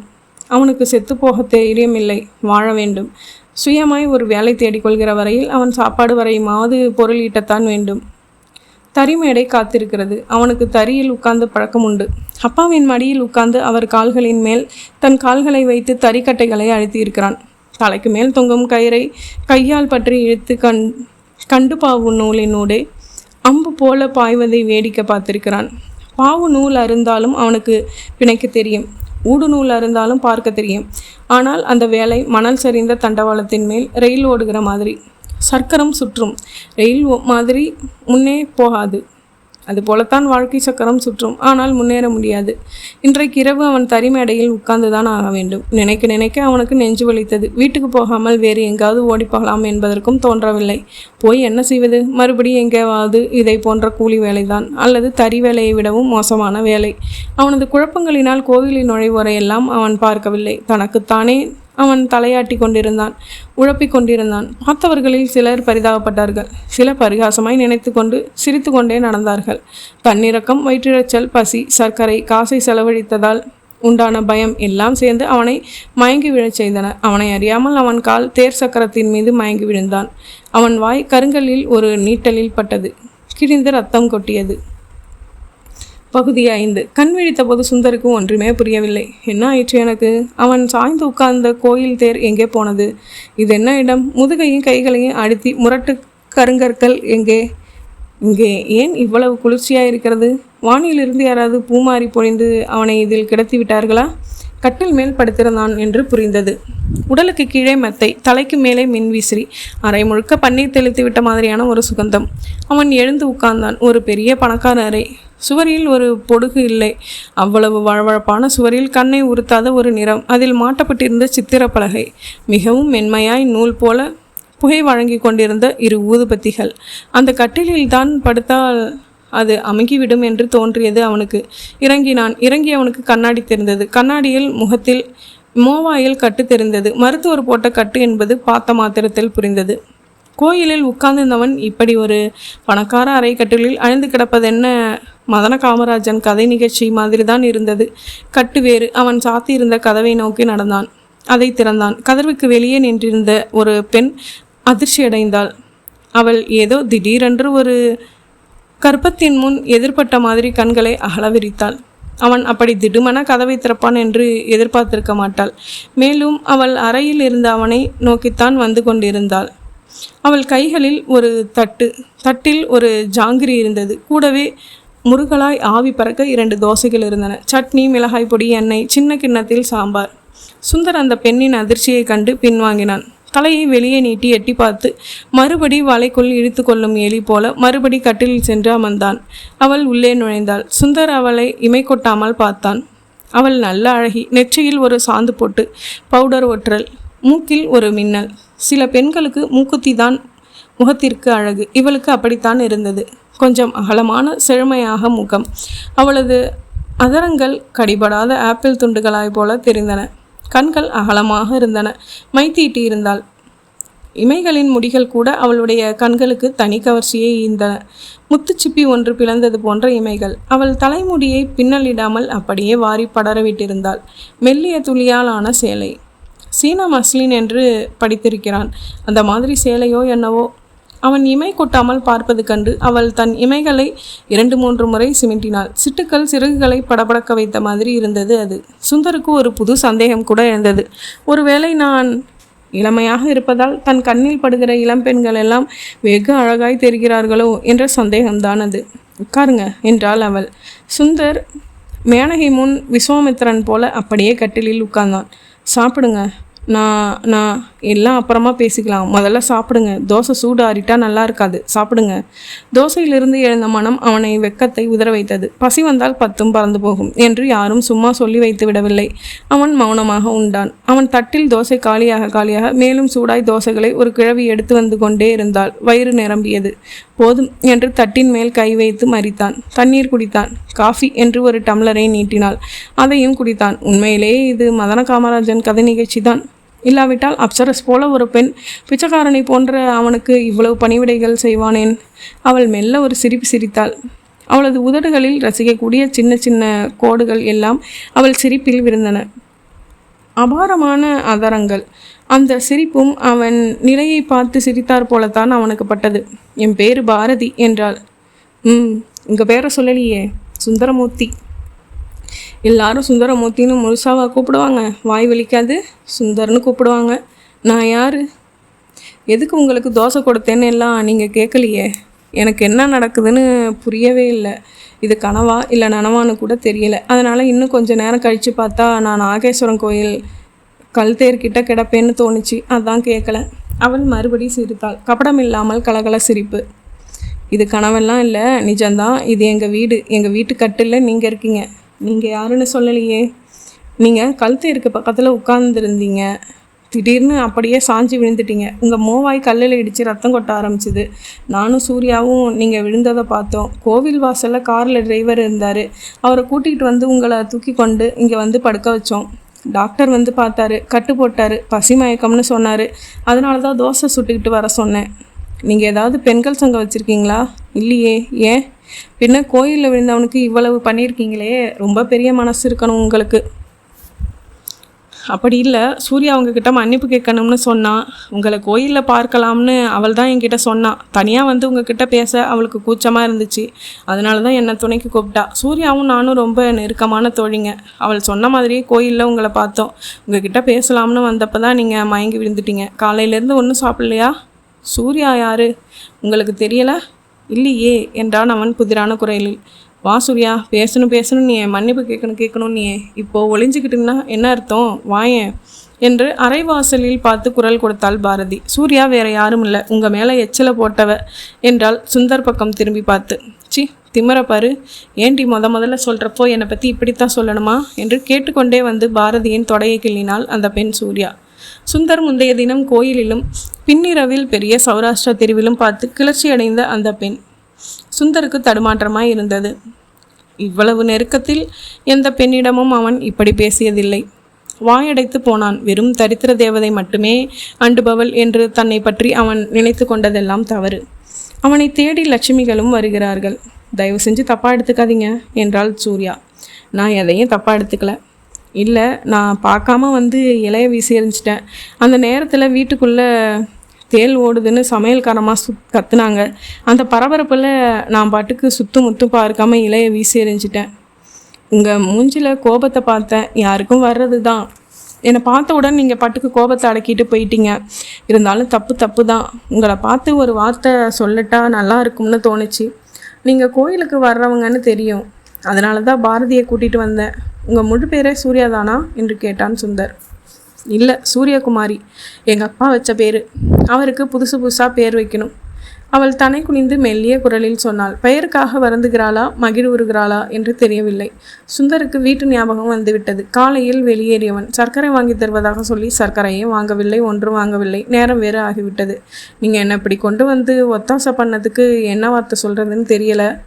ஒரு வார்த்தையும் சொல்ல வேணாம் என்றாள் பாரதி. முத்துச்சிப்பிக்குள் இமை கொண்டாள். நான் புறப்படுறேன். வாசலில் கார் ரெடியாக இருக்குது. நீங்கள் உங்கள் வீடு வரைக்கும் நடந்து போக வேணாம். புதுத்தெரு பக்கத்தில் தான் இருக்குது. யார் சொன்னது? பின்ன பெரிய சௌராஷ்டிரா தெருவில் இருந்து புதுத்தெரு பக்கம் தானே. நீங்கள் இருக்கிறது துவரக்குறிச்சியில் ஏஆர்ஆர் தெரு. இந்த கோடியில் உடம்பு முடியாமல் இருக்கிறப்போ வெக்கமெல்லாம் பார்க்க வேணாம். போயிட்டு வாங்க. வீட்டு வாசலில் டிரைவர் காரை நிறுத்திய போது மணி 8க்கு மேலேயே ஆகியிருக்கும் என்று தோன்றியது. கார் நிற்கும் ஒலி கேட்டு சின்ன அண்ணி வீட்டு வாசலுக்கு வந்து விட்டாள். காரின் டிரைவர் உடனே இறங்கி சுந்தர் இறங்குவதற்காக பின்கதவை திறந்து விட்டான். சின்ன அண்ணியின் முகத்தில் உடனே ஒரு குரோதம் படருவதை அவனால் உணர முடிந்தது. 4 எழுத்து கூட படித்தால் கார் சவாரி கிடைத்து விடுமோ என்று அவளது சந்தேகம் அவள் முகத்தில் தெரிந்தது. சுந்தர் மிகவும் தர்மசங்கடமாய் உணர்ந்தான். எதற்கு கார் அது இது என்று அவர்கள் அமர்க்கலப்படுத்த வேண்டும்? ஐயா இந்தாங்க என்று டிரைவரின் குரல் கேட்டது. என்னது என்று கார் கதவை சாத்திவிட்டு திரும்பினான் சுந்தர். சர்க்கரை பை உங்ககிட்ட அம்மா கொடுக்க சொன்னாங்க என்று டிரைவர் நீட்டினான். வீட்டிலிருந்து சர்க்கரை வாங்க அவன் எடுத்து போன பைதான். அது காலியாக இல்லை. அதில் நிலாவை வைத்து திணித்த மாதிரி சர்க்கரை தெரிந்தது. அவனுக்கு அதிர்ச்சியாய் இருந்தது. எதையும் வெளிக்காட்ட இயலவில்லை. கையில் வாங்கி கொண்டு தலையை வெறுமனே ஆட்டினான். கார் போய்விட்டது. அவன் வழியை மறிக்கிற மாதிரி நின்று இருந்த சின்ன அண்ணியிடமிருந்து ஒதுங்கி உள்ளே போனான். சர்க்கரை அவன் வாங்கவில்லை என்று அவர்களுக்கு எப்படி தெரிந்தது? எப்படி வாங்கினார்கள்? ரேஷன் கார்டு எங்கே என்று பார்த்தான். சர்க்கரையிலேயே அது செருகப்பட்டு இருந்தது. இந்த வீடு ஒன்றும் சத்திரம் இல்லைன்னு சில பேருக்கு தெரிஞ்சால் நல்லாயிருக்கும். நான் வெளியில் சாப்பிட்டுட்டேன் என்றாள். சாயங்காலம் கூட வீட்டில் வெள்ளை காப்பி தான். தஞ்சாவூருக்கு போயிட்டேன் வேலை விஷயமா. ஆமாம், கலெக்டர் நாற்காலி காலியாக இருக்குன்னு காலையில் என் காதலையும் செய்தி விழுந்துச்சு. அவன் அதற்கு மேல் பேச பிரியப்படவில்லை. முற்றத்தில் இறங்கி கைகளை கால்களை கழுவி கொண்டான். சட்டையை கட்டி நடையில் இருந்த துருப்பிடித்த ஆணையில் மாட்டினான். தரிமேடை காலியாக இருந்தது. 2 அண்ணன்களும் ஏதாவது சினிமாவிற்கு போயிருக்கலாம் என்று தோன்றியது. தரிமேடையில் முண்டா பனியனுடன் உட்கார்ந்திருந்தான். சிக்காப்புக் என்று நுனியை நெய்ய தொடங்கினான். அட, புலி புல்ல போய் திங்குதே என்று பொய்யான ஆச்சரிய குரலில் சின்ன அண்ணி சொன்னாள். பகுதி 6. விடியற் காலையில்தான் அவன் தரிமேடையிலிருந்து எழுந்தான். வேலை அவனுக்கு திருப்தியாக இருந்தது. நல்ல பாவு நூல் முடிச்சில்லை. நன்றாக முறுக்கிவிடப்பட்ட ஈரிழை என்பதால் அறுபடவில்லை. கண்டிலிருந்து ஊடு நூலும் நீராவி ரயிலின் பிஸ்டன் போல போய் வந்தது. அறுபடவே இல்லை. அதனால் ஓர் இரவில் 2 ஆள் வேலை ஓடியது. சோம்பேறி அண்ணன்கள் இதற்காகத்தான் அவனை தரிமேடையில் அமர்த்த ஆசைப்பட்டார்கள். உழைப்பு அவனுடையது, கூலி அவர்களுடையது. இனி அண்ணன்கள் இருவரும் செலவுக்கென்றும் புதியதாக வேறு ஒரு பழக்கத்தையும் கற்றுக்கொள்வார்கள். போகட்டும், அவன் வாழ்க்கை தரிமேடையில் கழிந்துவிடப் போவதில்லை. இது தற்காலிகம்தான். அவனுக்கென்று ஒரு வழியை அவன் தேடிக்கொள்ளட்டும். அவன் உழைப்பில் அவர்கள் குறிகாரியட்டும். ஆற்று நீரில் முங்கி எழுந்தான். வீட்டுக்கு வந்தான். தட்டில் இட்லிகள் இருந்தன. சட்னி இருந்தது. இட்லிகள் சூடாக இருந்தது. அவனுள் ஆச்சரியத்தை ஏற்படுத்தியது. யுகமாற்றம் ஏற்பட்டு விட்டது. சாப்பிட்டான். சர்க்கரை காப்பி குடித்தான். படுத்தான். ஞானிகளுக்கு உறக்கம் வருகிற மாதிரி உடனே உறங்கி போனான். பிற்பகல் 2 மணிக்கு ஆந்தை ராமசாமி திண்ணையில் படுத்து கிடந்த அவனை எழுப்பினான். என்ன மாப்பிள்ள, விருந்து பலமா என்று கேட்டான். என்ன இந்த நேரத்தில் இங்கே கடையில் உட்காரல? ஊர்வலம் விடுறாங்க. பாத்திரம் எல்லாம் பத்திரமா இருக்கணும்னு கதவை அடைச்சிட்டோம். சினிமாவுக்கு போகிறோம், வரியா? அவனுக்காக ஒரு தடவையாவது செலவு செய்ய வேண்டும். நேற்று சர்க்கரை பணத்தில் தஞ்சாவூருக்கு போக தேட்டம் போட்டது போக மிச்சம் இருக்கும். சரிவா போகலாம் என்று எழுந்து கொண்டு உள்ளே போய் முகம் அலம்பினான். சாப்பாடு ஆயிட்டுது. வெளியே போகிறதுனா சாப்பிட்டு போ என்றான் சின்ன அண்ணா. குரலில் கொஞ்சம் கருணை கலந்திருந்தது. பின்ன 2 ஆள் வேலை அல்லவா ஓர் இரவில் அவனால் முடிந்திருக்கிறது. பசி இருந்தது என்று சொல்ல முடியாது. சின்ன அண்ணன் பேச்சு கேட்காமல் போனால் மதிக்கவில்லை என்று அண்ணி சொல்லுவாள். அதனால் அவசர அவசரமாக சாப்பிட்டான். பூண்டு போட்ட முழு கடலை குழம்பு, மோர் 5 நிமிடங்கள் போதுமானதாக இருந்தது. அந்த கூட சினிமாவுக்கு போகிறேன் என்றான் சின்ன அண்ணனிடம். சின்ன அண்ணன் தலைக்கு மேல் மாட்டியிருந்த பையிலிருந்து ஒரு 10 ரூபாயை எடுத்து நீட்டினான். இந்தா செலவுக்கு வச்சுங்க. யுகமாற்றம்தான். வாங்கி கொண்டு நடையிலிருந்து சட்டையை எடுத்து மாட்டினான். பையில் பணம் வைக்க கையை நுழைத்த போதுதான் பை ஏற்கனவே காகிதங்களால் அடைக்கப்பட்டிருந்தது தெரிந்தது. என்ன இது என்று கையில் அகப்பட்டதை துழாவி எடுத்து வெளிச்சத்தில் பார்த்தான். 50 ரூபாய் நோட்டும் 5 10 ரூபாய் நோட்டுகளும் இருந்தன. கூடவே நேற்றைய சர்க்கரை காசின் மிச்சம். என்ன இது? பாரதி சூர்யாவா? ஞாபகம்தான் வந்தது. திடீரென அவன் ஜாதகத்தில் சுக்கிர திசையோ என்னவோ. பாரதி சூர்யா மேல் கோபம் கூட வந்து, இது என்ன சிறுபிள்ளை விளையாட்டு? அவனை என்ன பிச்சைக்காரன் என்று நினைத்து கொண்டார்களா? நன்றி சொல்ல வந்தவர்கள் சொல்லிவிட்டு போக வேண்டியதுதானே. அவர்களிடம் இந்த பணத்தை திருப்பி தந்துவிட வேண்டும். ராமசாமி தெருவில் பாண்டி ஆடிய பெண் பிள்ளைகளை வேடிக்கை பார்த்து கொண்டிருந்தான். வயதுக்கு வந்தவர்களில் வெகுளியாயிருந்த பெண்கள் எல்லாம் இந்த தெருவில் இருந்தார்கள். சுந்தர் அவன் பின்னந்தலையில் தட்டினான். ராமசாமி திடுக்கிட்டு திரும்பினான். வாடா என்றான். அவனது திருட்டுத்தனம் அம்பலமானதால் ஏற்பட்ட சங்கடத்தில் ராமசாமி அசட்டுத்தனமாக நடந்தான். அன்றைய சினிமாவுக்கான காசையும் அப்புறம் காஃபி செலவுக்கு காசையும் சுந்தரே கொடுத்தான். இடைவேளை நேரத்தில் ராமசாமி ஒரு சிகரெட் புகைத்தான். சுந்தரிடம் ஒன்றை நீட்டினான். சுந்தர் முதலில் மறுத்தான். அப்புறம் லேசான சபலத்தை வெல்ல முடியாமல் இவனும் பற்ற வைத்தான். சினிமா விட்டு வெளியே வந்ததும் ராமசாமி ஏதோ அவசர வேலை இருப்பதாக சொல்லிவிட்டு மோட்டார் சைக்கிளில் வந்த நண்பன் ஒருவனின் முதுகில் ஏறிக்கொண்டு போய்விட்டான். அவர்கள் இருவரும் சிரித்து பேசியதும் சுந்தரை விளக்குவதற்காக திடீரென ஏதோ நொண்டி சமாதானம் ஒன்றை சொல்லி ராமசாமி அவன் பின் போனதும் சுந்தருக்கு புதிராக இருந்தது. சிகரெட்டை தவிர அவனிடம் இன்னும் வேறு என்னவோ செயல்கள் ஒளிந்திருக்கின்றன. சுந்தருக்கு திடீரென்று நட்பின் பொருளை புரியாமல் போய்விட்ட மாதிரி இருந்தது. சுந்தர் எப்படி சினிமாவுக்கு டிக்கெட் எடுத்தான் என்று அவன் கேட்பான் என்று எதிர்பார்த்தான். கேட்கவில்லை. பையில் இன்னும் 100 ரூபாய் கனமாக இருந்தது. தாங்க முடியவில்லை. பணத்தை எங்கே சென்று திருப்பி தருவது? பெரிய சௌராஷ்டிரா தெரு வீட்டிற்கு போயா, இல்லை எம்ஆர்ஆர் தேர்விற்கு போயா? பணம் திருப்பி தரும் சாக்கில் மறுபடி வீட்டுக்கு வந்ததாக அவர்கள் நினைத்தால் கோவிலுக்கு போவது என்று தீர்மானித்தான். அவன் கோயிலில் நுழையும் போது வெளியில் மிச்சம் அவன் முகத்தில் தங்கிய நீர்த்துளிகளை முற்றிலுமாக துடைத்து விட்டன. கல் தேர் அருகில் போய் அமர்ந்தான்.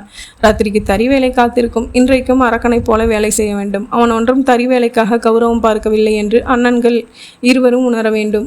அதெல்லாம் உணர்ந்துதான் இருப்பார்கள். அவன் தறி வேலை செய்வதால் அவனுக்கென்று ஒரு கூலி தறி பிடித்து அவனுக்கு வேலைகளில் உதவ வேண்டும் என்று ஒரு பெண்ணையும் அவனுக்கு கல்யாணம் செய்து வைத்து விட போவதில்லை. அவன் மூலம் ஒரு 4 காசு பார்க்க வேண்டும் என்பதுதான் அவர்கள் நோக்கம். கூலி தறி பிடித்து தந்தால் அப்புறம் அவன் கையை மீறி போய் விடுவான் என்று பயம் அவர்களுக்கு. கோயிலில் என்ன விழாவோ தெரியவில்லை. கோயிலுக்கு வழி மறந்தவர்கள் எல்லாம் வந்து கொண்டிருந்தார்கள். கோகிலா அண்ணி கூட கண்ணில் தென்பட்டாள். அவளும் அவனை பார்த்து விட்டாள். இருப்பதிலேயே பெரிய அண்ணி கெட்டிக்காரி. அண்ணன் அவளுடைய முந்தானை முடிச்சில் இருக்கிறானே என்று பார்த்தான் சுந்தர். இல்லை, அவித்து விட்டால் போட்டுதான் வந்திருக்கிறாள். கல்யாணத்தின் போது கோகிலா அண்ணி அவளை ஒல்லி விளக்கமாறு என்றுதான் அவன் கிண்டலாய் பேசியிருக்கிறான். அப்போது அவன் சின்ன பிள்ளை. அதனால் அவன் பேச்சு அவள் மனதை குத்தவில்லை. இப்போது அண்ணி அப்படி இல்லை. நன்றாக பெருத்திருந்தாள். இடுப்பும் வயிறும் இணைந்திருந்தது. கழுத்தில் சதை அதிகமாகி தலை தோளில் அமுந்தி போன மாதிரி இருந்தது. சுந்தர், என்ன நல்லா இருக்கியா? இருக்க அண்ணி. அந்த ராட்சசிங்க உனக்கு சோறு போடுறாங்களா இல்லையா? ஏன் இப்படி மெலிஞ்சு போயிட்ட? அதெல்லாம் ஒன்றும் இல்லையே, நல்லா தானே இருக்கேன் என்றான் அவன் விட்டு கொடுக்காமல். என்னவோ போ, படித்த பையனை போய் ராத்திரி முழுக்க தறியில் உட்கார வைக்கிறது அப்படி ஒன்றும் நல்லதில்லை. நீ நம்ம வீட்டுக்கு வந்துட்டுனா கேட்க மாட்டேங்கிற. அவன் மையமாக சிரித்தான். வரேன் அண்ணி, வராமல் எங்கே போயிடுவேன்? அங்கே போனால்தான் தெரியும். பெரிய அக்கா பதவி பெற்ற பெண் அண்ணி. இப்போதான் கொடுக்கல் வாங்கல், தராசுரம், சுவாமிமலை, பாபநாசம், ஐயம்பேட்டை என்று வசூலித்திருக்கிறாள். காசு வசூலுக்கு அவளுக்கு தோதான ஆள் இல்லை. அண்ணன் தான் அசட்டு சிரிப்போடு டவுன் பஸ்ஸில் ஏறி போகிறான். படித்த பையன் வட்டி வசூலுக்கு போவது தப்பில்லை என்று அண்ணி அவனை ஏசத் தொடங்கினாள். அவனை பரிபூர்ண அடிமையாக்கி விடுவாள். மேலும் சற்று நேரம் அவள் கட்சிக்கு ஆதரவாய் அவன் வாக்கு பெற்று பிரசாரத்தில் சற்று நேரம் தீவிரமாக ஈடுபட்டுவிட்டு போனாள். சுந்தர் மதகு மூடப்பட்டு நீர்வரத்து திடீரென நின்று போன மாதிரி உணர்ந்தான். வௌவால்கள் காவல் காக்க தொடங்கின. ஒரு வினாடி கூட தயங்காமல் தங்கள் பராக்களை தொடங்கின. புறாக்கள் பக்கும் பக்கும் என்றன. ஆண் பெண்ணை அழைக்கிறதா, பெண் ஆணை அழைக்கிறதா? மெல்ல இருள் கவிழ்ந்து கொண்டிருந்தது. சுந்தருக்கு ஏமாற்றமாக இருந்தது. அந்த பெண் சூர்யா வரப்போவதில்லை. மெல்ல எழுந்தான். சுற்றுமுற்றும் பார்த்தான். நிழலாய் தெரிந்த உருவங்களில் சூர்யாவும் இல்லை, பாரதியும் இல்லை. கோவிலுக்குள் நுழைந்து சிவலிங்கத்தின் முன் நின்று கண்களை மூடி தொழுதான். எனக்காக என்ன விதமான புனை உன் சாக்குப்பையில் மறைத்து வைத்திருக்கிறாய் என்று நாகேஸ்வரனை கேட்டான். கர்ப்ப கிரகத்துக்கு சுற்றி இருக்கும் உட்பிரகாரத்தை சுற்றி வந்தபோது இன்னைக்கு பசி மயக்கத்தில் இல்லையே என்ற குரல் கேட்டு கிளர்ச்சியும் திடுக்கிடலையும் ஒரு சேர அனுபவித்து திரும்பி பார்த்தான். அரைகுறை வெளிச்சம் என்றாலும் சூர்யாவை உடனே அடையாளம் தெரிந்தது அவனுக்கு. அவளை கோபிக்க வேண்டும், அவன் அறியாமல் வைத்த பணத்தை திருப்பி தர வேண்டும் என்று நினைத்ததெல்லாம் மறந்துவிட்டது அவனுக்கு. கிடைத்தது அதற்கரிய காட்சி. கிட்டத்தட்ட மாதிரி அவளை பார்த்தான். அவள் முகத்தில் குறுநகை இருந்தது. நீங்கள் மட்டும்தான் வந்தீங்களா? ஏன்? இல்லை, உங்கள் தர்ம சங்கடத்தோட தலைவலி வரலையான்னு கேட்டேன். அப்படின்னா? அதான் என் சட்டப்பையில் 100 ரூபா, துணிப்பையில் சர்க்கரையெல்லாம் போட்டு என்னை ராப்பிச்சக்காரனை விட மோசமாக நினைச்சிட்டிங்களே. அவள் முகம் வாடி போனது. அவள் முகம் வாடியது கண்டு அவனுக்கும் வேதனையாகிவிட்டது. தன் சொல்லம்பு அவளை இவ்வளவு காயப்படுத்தும் என்று அவன் கருதவில்லை. சரிக்கு சரியாக அவள் ஏதாவது வாயாடுவாள் என்று என்னை போக அவள் இப்படி விஷ அம்பால் தாக்கப்பட்டது போல வாடி உடம் பதறி போனான் அவன். நான் சும்மா விளையாட்டுக்கு சொன்னேன் என்றான் சுந்தர். அவர்கள் இருவரும் இப்போது கோவிலின் கல்தேரின் விழா பகுதியில் இருந்தார்கள். அந்த இடத்தில் வெளிச்சம் பட்டு அதுவுமின்றி அந்த இடத்தை யாரும் அடிக்கடி கடந்து போவதும் இல்லை. ஆம்பளைங்க வரட்டு கௌரவம் பார்க்குறதுக்கு சரியாக தான் இருக்குது. அப்படின்னா? ஒன்றும் இல்லை. சரியாக சொல்லுங்களேன். முதல்ல நீங்கள் என்னை வாங்க போங்கன்னு சொல்கிறத நிறுத்துங்க. நல்ல பாட்டில் கீரல் விழுந்த மாதிரி இருக்குது. நான் இப்போ தான் பள்ளிக்கூட படிப்பை முடிச்சிருக்கேன். நீங்கள் காலேஜ் படித்த எப்பயே முடித்தவங்க. அது வேண்டுகோளா ஆணையா என்று பகுத்து பார்க்க முடியவில்லை அவனால். இருந்தும் ஆனந்தமாகத்தான் இருந்தது. விளக்கின் கவர்ச்சி விட்டலை இருப்பது போல, ரயிலின் கவர்ச்சி மனிதனை இருப்பது போல, யானை கவர்ச்சிக்கு குழந்தை அடிமையாவதைப் போல அவனும் கலவரப்பட்டான். சரி சொல்லு, நான் என்ன வரட்டு கௌரவம் பார்த்தேன்? நீங்கள் படிச்சுட்டு வேலை இல்லாமல் இருக்கிறவர்னு எனக்கு தெரியும். அண்ணன்கிட்டையும் அன்னிக்கிட்டையும் பேச்சு வாங்கி அவதிப்படுறிட்டு இருக்கிறதும் எனக்கு தெரியும். இதெல்லாம் எப்படி உனக்கு? நீங்கள் சாமியை பார்க்க வந்தீங்க. பொண்ணுங்க தான் தங்களுக்கு நல்ல கணவன் வேணுங்கிறதுக்காக சாமி கும்பிட வருவாங்கன்னு கேள்விப்பட்டிருக்கேன். நீங்கள் தினம் வந்தீங்களா? நல்ல பொண்ணு வேணும்னு வேண்டிக்க வந்தீங்களான்னு நான் பார்த்துக்கிட்டு இருந்தேன். நீங்கள் பொம்பளைங்களை பார்க்கலை. சரி, உங்களுக்கு மனசில் வேதனை, அதுக்காகத்தான் கோவிலுக்கு வரீங்கன்னு நினச்சிட்டேன். ஒரு தடவை உங்கள் அண்ணனோட பாவு வாங்கிட்டு போக உங்கள் வீட்டுக்கு வந்தீங்க. நான் அப்போயே உங்களை பார்த்துருக்கேன். கோயிலில் பார்க்க ஆரம்பித்தது உங்களை பற்றி நான் ஜாடமாடையாக கேட்டு தெரிஞ்சுக்கிட்டேன். சரி, நான் படிச்சுட்டு வேலை இல்லாமல் இருக்கேன், ஏழை தான், அதனால் வரட்டு கௌரவம் பார்க்குறவன்னு எப்படி சொல்கிற? உங்ககிட்ட காசு இல்லை, அதை நான் கொடுத்தேன். பாரதி கூட கொடுக்கலாம்னு சொன்னான். அதை போய் ராப்பிச்சக்காரன் அது இதுன்னு சொல்லி காட்டணுமா? காசு இன்றைக்கி இருக்கும், நாளைக்கு போகும். ஆனால் நீங்கள் கஷ்டப்படுற நேரத்தில் உங்ககிட்ட அது கொஞ்சம் இருந்தால் நீங்கள் கஷ்டப்பட மாட்டீங்கன்னு தான் நான் கொடுத்தேன். நான் ஒன்றும் காசு திமிரில் கொடுக்கல.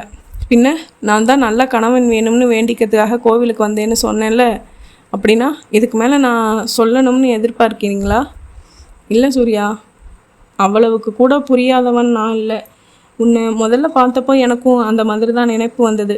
அப்புறம் நானே என்னை சமாதானப்படுத்திக்கிட்டேன். இந்த மனசு ஒரு குரங்கு, அது நல்லா இருக்கிறதையெல்லாம் எடுத்து வச்சுக்க சொல்லும். அது சொல்கிறத கேட்கக்கூடாதுன்னு முடிவு பண்ணிட்டேன். ஏன் உனக்கு புரியலையா? நீ பெரிய வீட்டு பொண்ணு, பெரிய இடத்துல சம்பந்தம் தேடுவாங்க உனக்கு. நான் கூலி தறிக்காரன், கையில் காசு இல்லாதவன், வேலை இல்லாதவன். உன்னை வச்சு எப்படி காப்பாற்றுவேன்? உனக்கு 100 ரூபா சின்ன விஷயம், ஆனால் எனக்கு அது ரொம்ப ரொம்ப பெரிய விஷயம் இல்லையா? ஏன் என்னது உன்னதுன்னு சொல்கிறீங்க? என்னது உங்களது இல்லையா? உங்களது என்னது இல்லையா? என்னதுன்னு என்கிட்ட என்ன இருக்குது? உங்கள் குணம், உங்கள் பொறுமை, உங்கள் மனசு. நிறைய சினிமா பார்ப்பியா? அதெல்லாம் இல்லை, நான் உள்ளதை தான் சொல்கிறேன். அப்படின்னா உன் தலையிலையும் கஷ்டப்படணும்னு பிரம்மா எழுதி வச்சுருக்கான். அதெல்லாம் இல்லை. காசுங்கிறது ரொம்ப சாதாரண விஷயம். முதல்ல கொஞ்சம் சேர்றது தான் சிரமமாக இருக்கும். கொஞ்சம் சேர்ந்துட்டா போதும், அது தானாக குட்டி போட ஆரம்பிச்சிடும். முதல்ல கொஞ்சம் சேரும். சூர்யா, நான் கோயிலுக்கு வந்ததே எனக்கு ஒரு நல்ல கணவன் வேணும்னு வேண்டிக்கத்தான்னு சொன்னேன்ல. எனக்கு சாமி தான் கொடுத்துருக்கு. என்ன? ஆமாம். சரி, அந்த சாமி என்கிட்டையும் உன்னை கொடுக்கட்டும், அப்புறம் நான் ஒத்துக்கிறேன். அப்படின்னா சரி என்று அவள் பட்டு கத்திரிக்கிற மாதிரி விலகி போனாள். அவனுக்கு பதைப்பாய் இருந்தது. இறைந்து அவளை கூப்பிடவும் அச்சமாய் இருந்தது. அவள் விரோதித்து கொண்டு போகிறாளா, துன்பம் கொண்டு போகிறாளா என்று உணர முடியவில்லை. பெரிய ஐஸ் கட்டி ஒன்றை அவன் தரையில் இறக்கிவிட்டு போய்விட்டாள். அவன் மனதில் என்னவோ ஒரு எக்காலம் ஒலித்து கொண்டுதான் இருந்தது. அவனாலும் ஒரு பெண் மனதை வெல்ல முடியும் என்று ஆண் கர்வம் ஏற்றிவிட்ட எக்காலம். அவன் நினைவில் அவனது மனம் யானை மேல் அம்பாரி அமைத்து துந்துபி பேரிகை எல்லாம் முழங்க ஒரு புறம் ஊர்வலம் போனது. இன்னொரு புறம் நெருப்பால் சுட்டப்பட்ட புழுவாய் துடித்தது. இது என்ன, இந்த பெண் இவ்வளவு அறியாதவளாய் இருக்கிறாளே, உலகை பற்றி ஒன்றும் தெரியாதவளாய் இருக்கிறாளே. அவள் பொம்மைக்கு ஆசைப்பட்டிருந்தால் பரவாயில்லை, காருக்கு ஆசைப்பட்டிருந்தாலும் பரவாயில்லை, அன்னக்காவடிக்கு ஆசைப்பட்டு விட்டாலே நடக்கக்கூடியதா இது? அவளுடைய அப்பா பெரும் முதலாளி, சொந்தத்தில் 200 தறி போட்டிருப்பவர், பட்டுச்சேலை தயாரித்து மொத்தமாய் விற்பவர், பன்னீரில் வாய் கொப்பளிப்பவர். அவரிடம் போய் அம்மை அப்பன் இல்லாத அனாதையான அவன் பெண் கேட்டால் என்ன ஆகும்? அத்தியாயம் 7. அடுத்த நாள் மாலையும் அவன் கோயிலில் இருந்தான். அங்கே போகக்கூடாதென அவன் எவ்வளவோ நினைத்து கொண்டும் கால்கள் அவனுக்கு எதிராக புரட்சி செய்து அங்கே போய் சேர்த்து விட்டன. கண்கள் கோயிலின் ஒவ்வொரு மூலையையும் உற்று நோக்கின.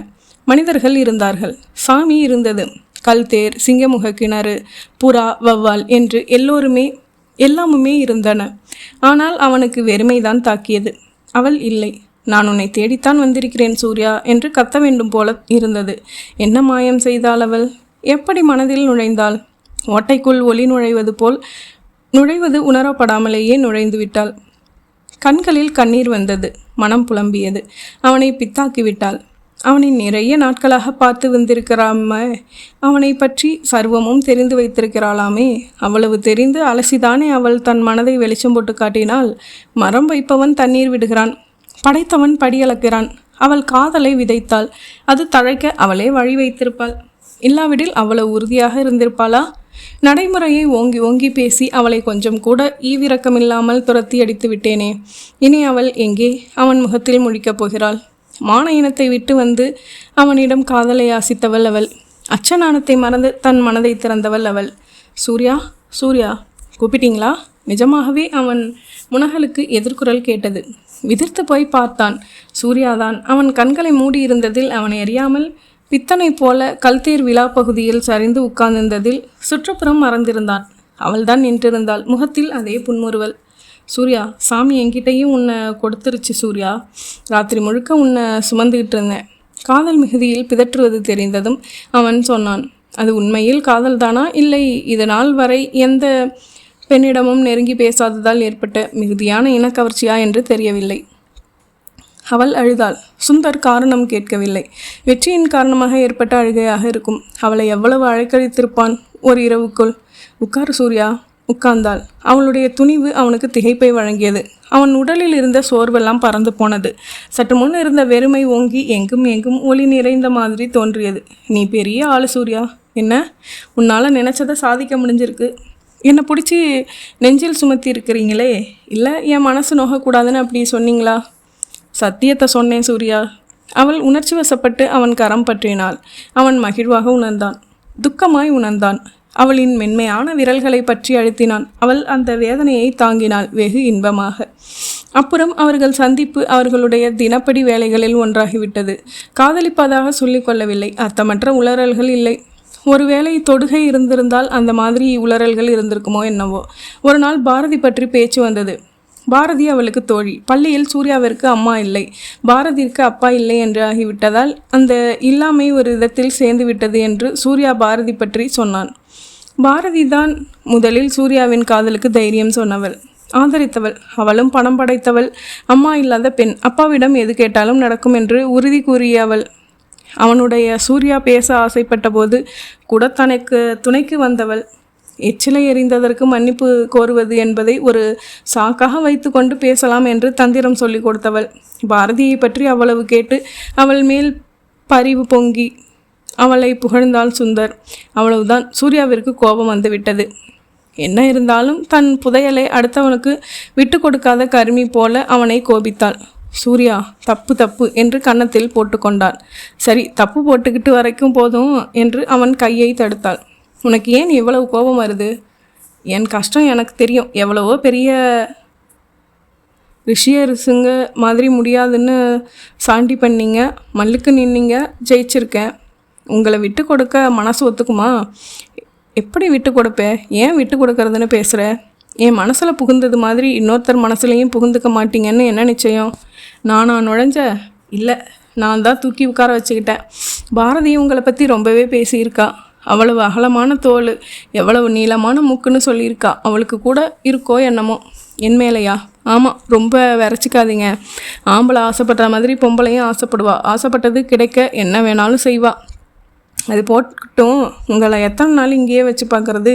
பின்ன என்ன பண்ணுறது? கல்யாணம் ஒரு வேளை ஆயிடட்டுமே சூர்யா.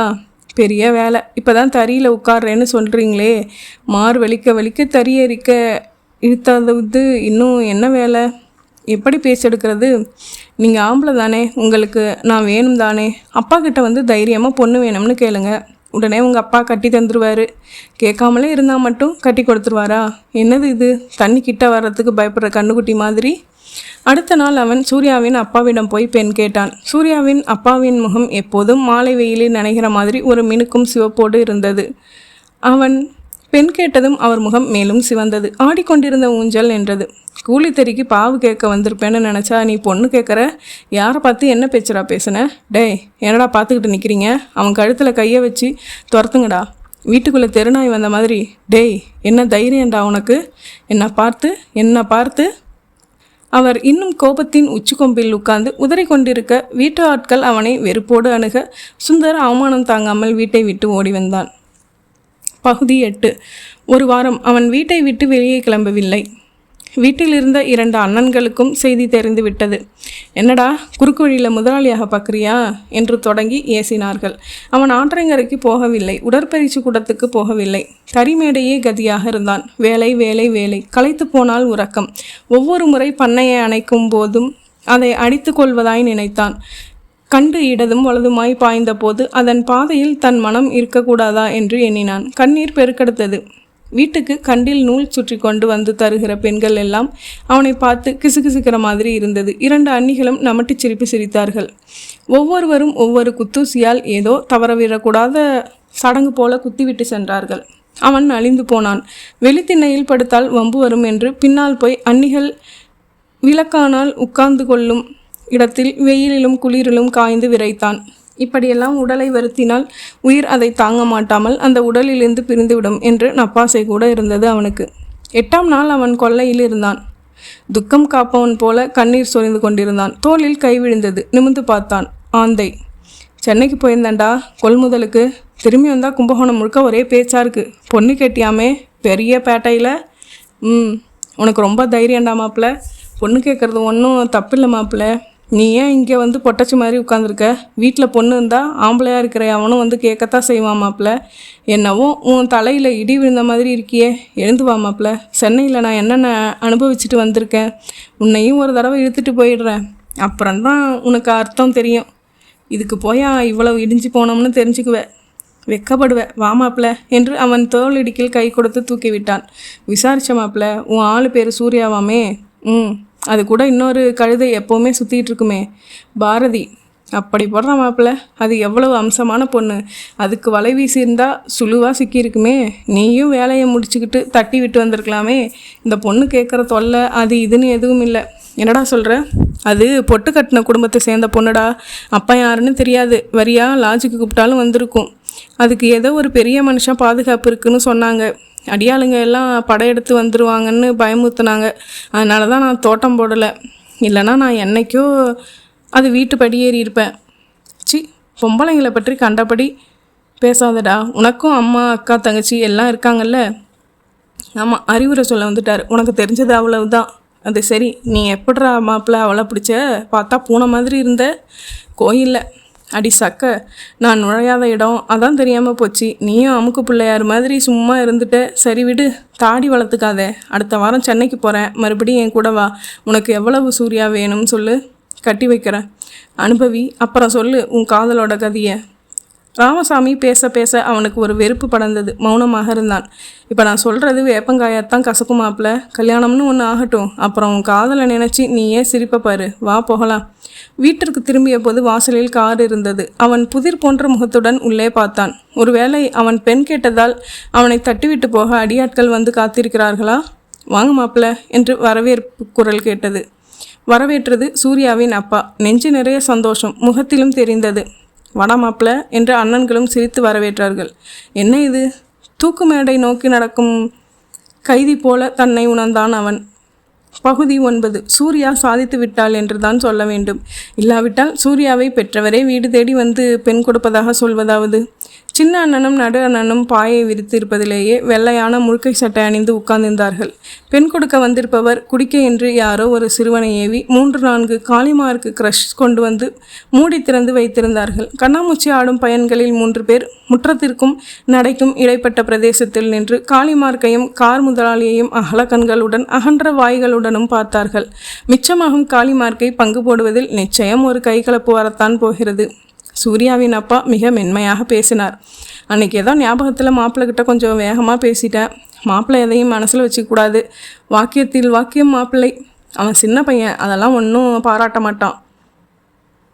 அவனுக்கு வசவு ஒன்றும் புதுசில்லை. நாங்கள் தினம் அவனுக்கு பொறுப்பு வரணுங்கிறதுக்காக பேசுகிறது தான். அவன் எல்லா வசவையும் துடைச்சிக்கிட்டு போயிடுவான். கடப்பாறையை முழுங்கின ஏப்பம் விட்டுருவான். இருக்கட்டும், சொல்ல வேண்டியது என் கடமை, சொல்லிட்டேன். முகூர்த்தத்துக்கு நாள் குறிச்சிட்டு வந்திருக்கேன். உங்களுக்கு சௌரியப்பட்ட தேதியை சொல்லி அனுப்புங்க, கல்யாணத்தை நடத்திடலாம். அவர் எழுந்து கொண்டார். வரேன் மாப்பிள்ள என்று அவன் முகத்திற்கு நேராய் சொல்லிவிட்டு போனார் அவர். இங்கே பையன்கள் பாய் நோக்கி பாய்ந்தார்கள். சுந்தருக்கு கொஞ்ச நேரம் மகிழ்வாகத்தான் இருந்தது. விஷயமெல்லாம் வெளிப்பட்டதும் அவனுக்கு தாங்க முடியாத கோபம் வந்தது. அண்ணன்கள் இருவருக்கும் அவர் 2 சொந்த தறிகள் போட்டு தருவதாக சொல்லியிருந்தார். அதுதான் அண்ணன்கள் இருவரும் சேர்ந்து அவனை விற்றுவிட்டார்கள். சுந்தர் கல்யாணத்திற்கு பின் மாமனார் வீட்டோடு போயிருந்து விட வேண்டியது. அவருக்கு பையன்கள் இல்லை, ஒரே பெண். ஆனால் வியாபாரத்தை அவன் கவனித்து கொள்ள வேண்டியது.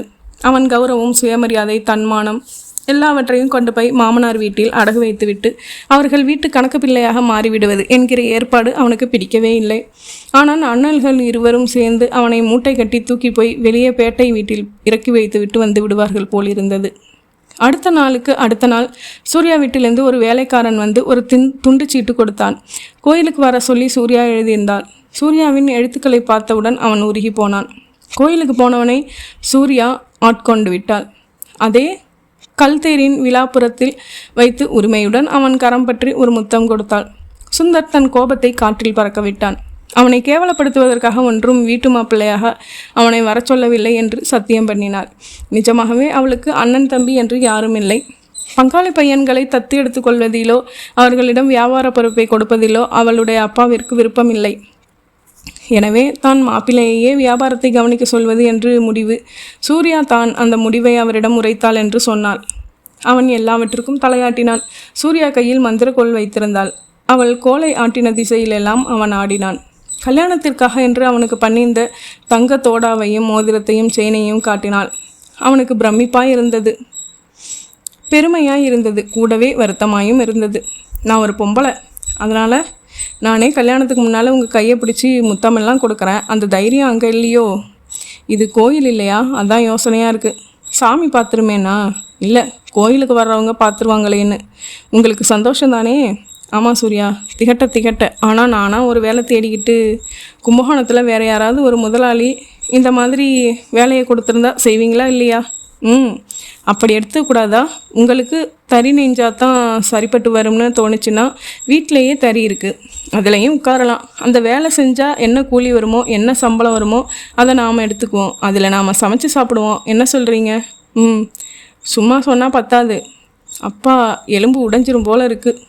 கும்பகோணத்திலேயே பெரிய கல்யாண மண்டபம் ஒன்றை வாடகைக்கு அமர்த்தி கல்யாணம் ரொம்ப அமர்க்கலமாக நடந்தது. நாதஸ்வர கச்சேரி, பேண்டு வாத்தியம் எல்லாம் ஒலிக்க சுந்தர் குதிரை மேல் போனான். சுந்தருடைய மாமனார் விவரமானவர். சின்ன அண்ணன்கள் இருவருக்கும் 2 தறி கொடுத்தது போல் பெரிய அண்ணன்களையும் வளைத்து விட்டார். பெரிய அண்ணி எல்லோருக்கும் முன்னால் நின்றாள். சின்ன அண்ணனும் நடு அண்ணனும் சுந்தரின் முறைத்து கொண்டால் பிழைப்பில் மண் விழுந்துவிடும் என்று ஐயத்தில் மஞ்சள் சட்டையும் நறுக்கிவிடப்பட்ட மீசையும் தோளில் துண்டும் போட்டுக்கொண்டு கல்யாணத்தில் பங்கு பெற்றார்கள். ஆந்தை ராமசாமி, மாது, ரயில் சிநேகிதர்கள் எல்லாம் ஒரு பெருமையும் சிறு பொறாமையும் கலந்து கல்யாணம் காண வந்தார்கள். அவளைத்தான் காணவில்லை. சூர்யாவி எத்தனையோ சிநேகிதிகள் சூர்யா அறிமுகப்படுத்தினாள். பாரதி வரவில்லை. ஏன் வரவில்லை? மனையில் இருக்கும்போது கேட்டால் சூர்யா கோபிப்பாளோ? அவ்வளவு நெருங்கிய தோழி. சூர்யா அவளோடு பேச வாய்ப்பு அமைத்து கொடுத்தாள். மயங்கி சரிந்தவனுக்கு சிகிச்சை, தோசை, சர்க்கரை என்று பணிவிடை செய்வதவள். அவளும் இருந்திருந்தால் மண்டபத்தின் அழகு பல்கி பெருகி இருக்கும் என்று தோன்றியது. பாரதி இல்லை. அதனால் கல்யாண வீட்டின் ஒளிர்வில் ஒரு மாற்று கம்மிதான். ஒருவேளை ஆந்தை சொன்னது உண்மைதானா? அவள் பொட்டு கட்டினவள் குடும்பத்தை சேர்ந்தவள் என்பதால் தான் வரவில்லையா? புகை கண்ணை எரிச்சல் கொள்ள வைத்தது, நாசியை எல்லாம் அடைத்தது. ஒரு பக்கம் சினிமா பாட்டு அலறியது. நாதஸ்வரக்காரர்கள் விதவிதமாய் சீவாளிகளை பிரசித்து கட்டிடத்தை காற்றில்லாமலே ஓட்டையிடுகிற மாதிரி வாசித்தார்கள். காவல்காரர்களும் கட்டிடத்தை இடித்து தள்ளும் நோக்கில்தான் வாசித்தார்கள். சுந்தரின் சூர்யா கழுத்தில் தாலி கட்டினான். பாரதி ஏன் வரல என்று முதலிரவில் கேட்டான். சூர்யாவிற்கு முகம் சிவந்து போனது. வரமாட்டேன்னு சொல்லிட்டா. ஏன், நீங்கள் 2 பேரும் ரொம்ப நெருக்கம்தானே? அவள் பேச்சு எதுக்கு இப்போ? நான் தான் இருக்கேன்ல.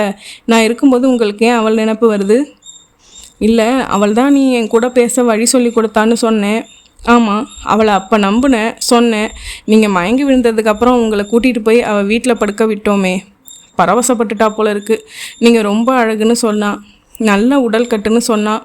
அவளுக்கு உங்கள் மேலே ஒரு கண்ணோ என்னவோ. நான் கல்யாணத்துக்கு கூப்பிட்டேன். வரேன்னு தான் சொல்லணும். முழு மனசோட கூப்பிடுறியா இல்லை பழகிட்டோமே அதுக்காக கூப்பிடுறியான்னு கேட்டா.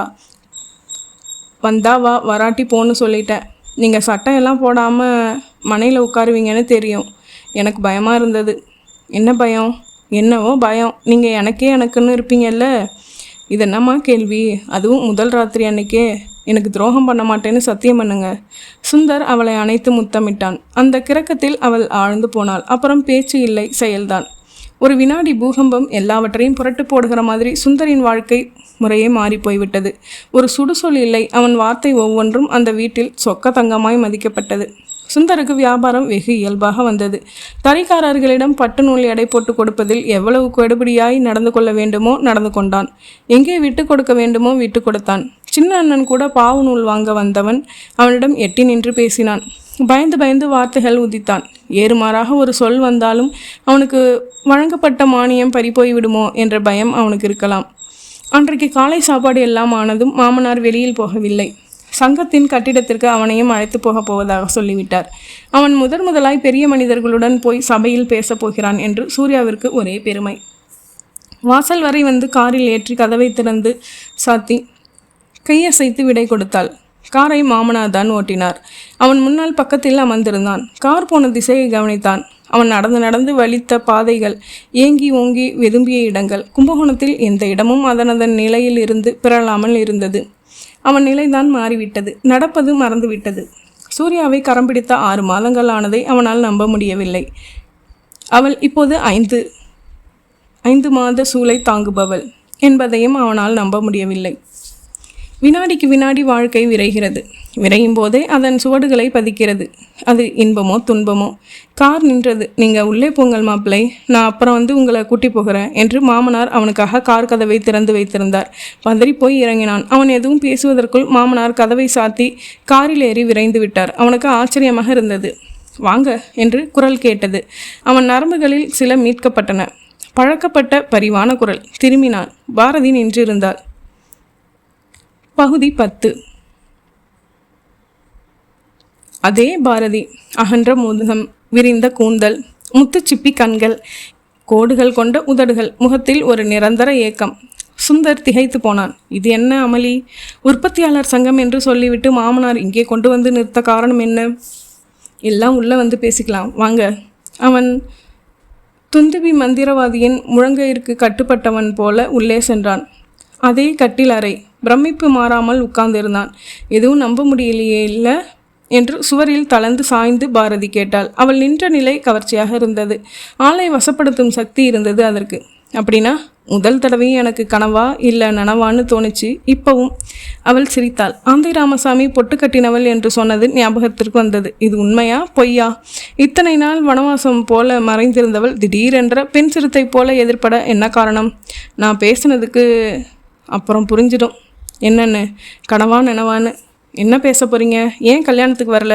என்னை வாங்க போங்கன்னு சொல்லாதீங்க. என்னவோ எலி தலையில் கிரீடம் வச்சா மாதிரி இருக்குது. ஏன் கல்யாணத்துக்கு வரல பாரதி? அவன் பாரதி என்று அழைத்தது கேட்டு அவள் இன்ப முகம் காட்டினாள். ஒரு கணத்தில் முகம் மாறி சோக குறி காட்டியது. அறிவிப்பின்றி பெய்யும் கோடை மழை போல அவள் கண்களில் நீர் திரண்டு இறங்கியது. என் தலையெழுத்து ரொம்ப கோணலாக இருக்குது சுந்தர். அவர் பெயர் சொன்ன போது கிளர்ச்சியாக இருந்தது. சூர்யா இதுவரை பெயர் சொன்னதே இல்லை. ஓரிரு முறை அவன் வற்புறுத்தியும் அவள் மறுத்துவிட்டாள். அடடே, என்ன இது? எனக்காக சூர்யாவையும் பாரதியும் ஒப்பிட்டு பார்க்க வேண்டும். எனக்கு புரியலை. எப்படி புரியும்? நான் சொன்னால் தானே தெரியும். உரையாடல் அர்த்தமற்றதாக தோன்றியது. அது கூட இல்லை. அவள் ஏதோ சொல்ல வந்து தயங்குகிறாள். அதுதான் அந்த சுற்றி வளைப்பு. தோசையின் ஓரத்து கிள்ளல் எல்லாமே அவள் பேசுவாள் என்று அவளையே பார்த்தான். பார்க்க பார்க்க அந்த முகம் அவனை அப்படியே விழுங்கிவிடும் போல ஒரு உணர்வு உண்டானது. எல்லாம் சொல்லணுமோ சொல்லு பாரதி என்றான். நான் யாருன்னு தெரியுமா உங்களுக்கு? பாரதி. அது ஒரு பேர், அவ்வளவுதானே.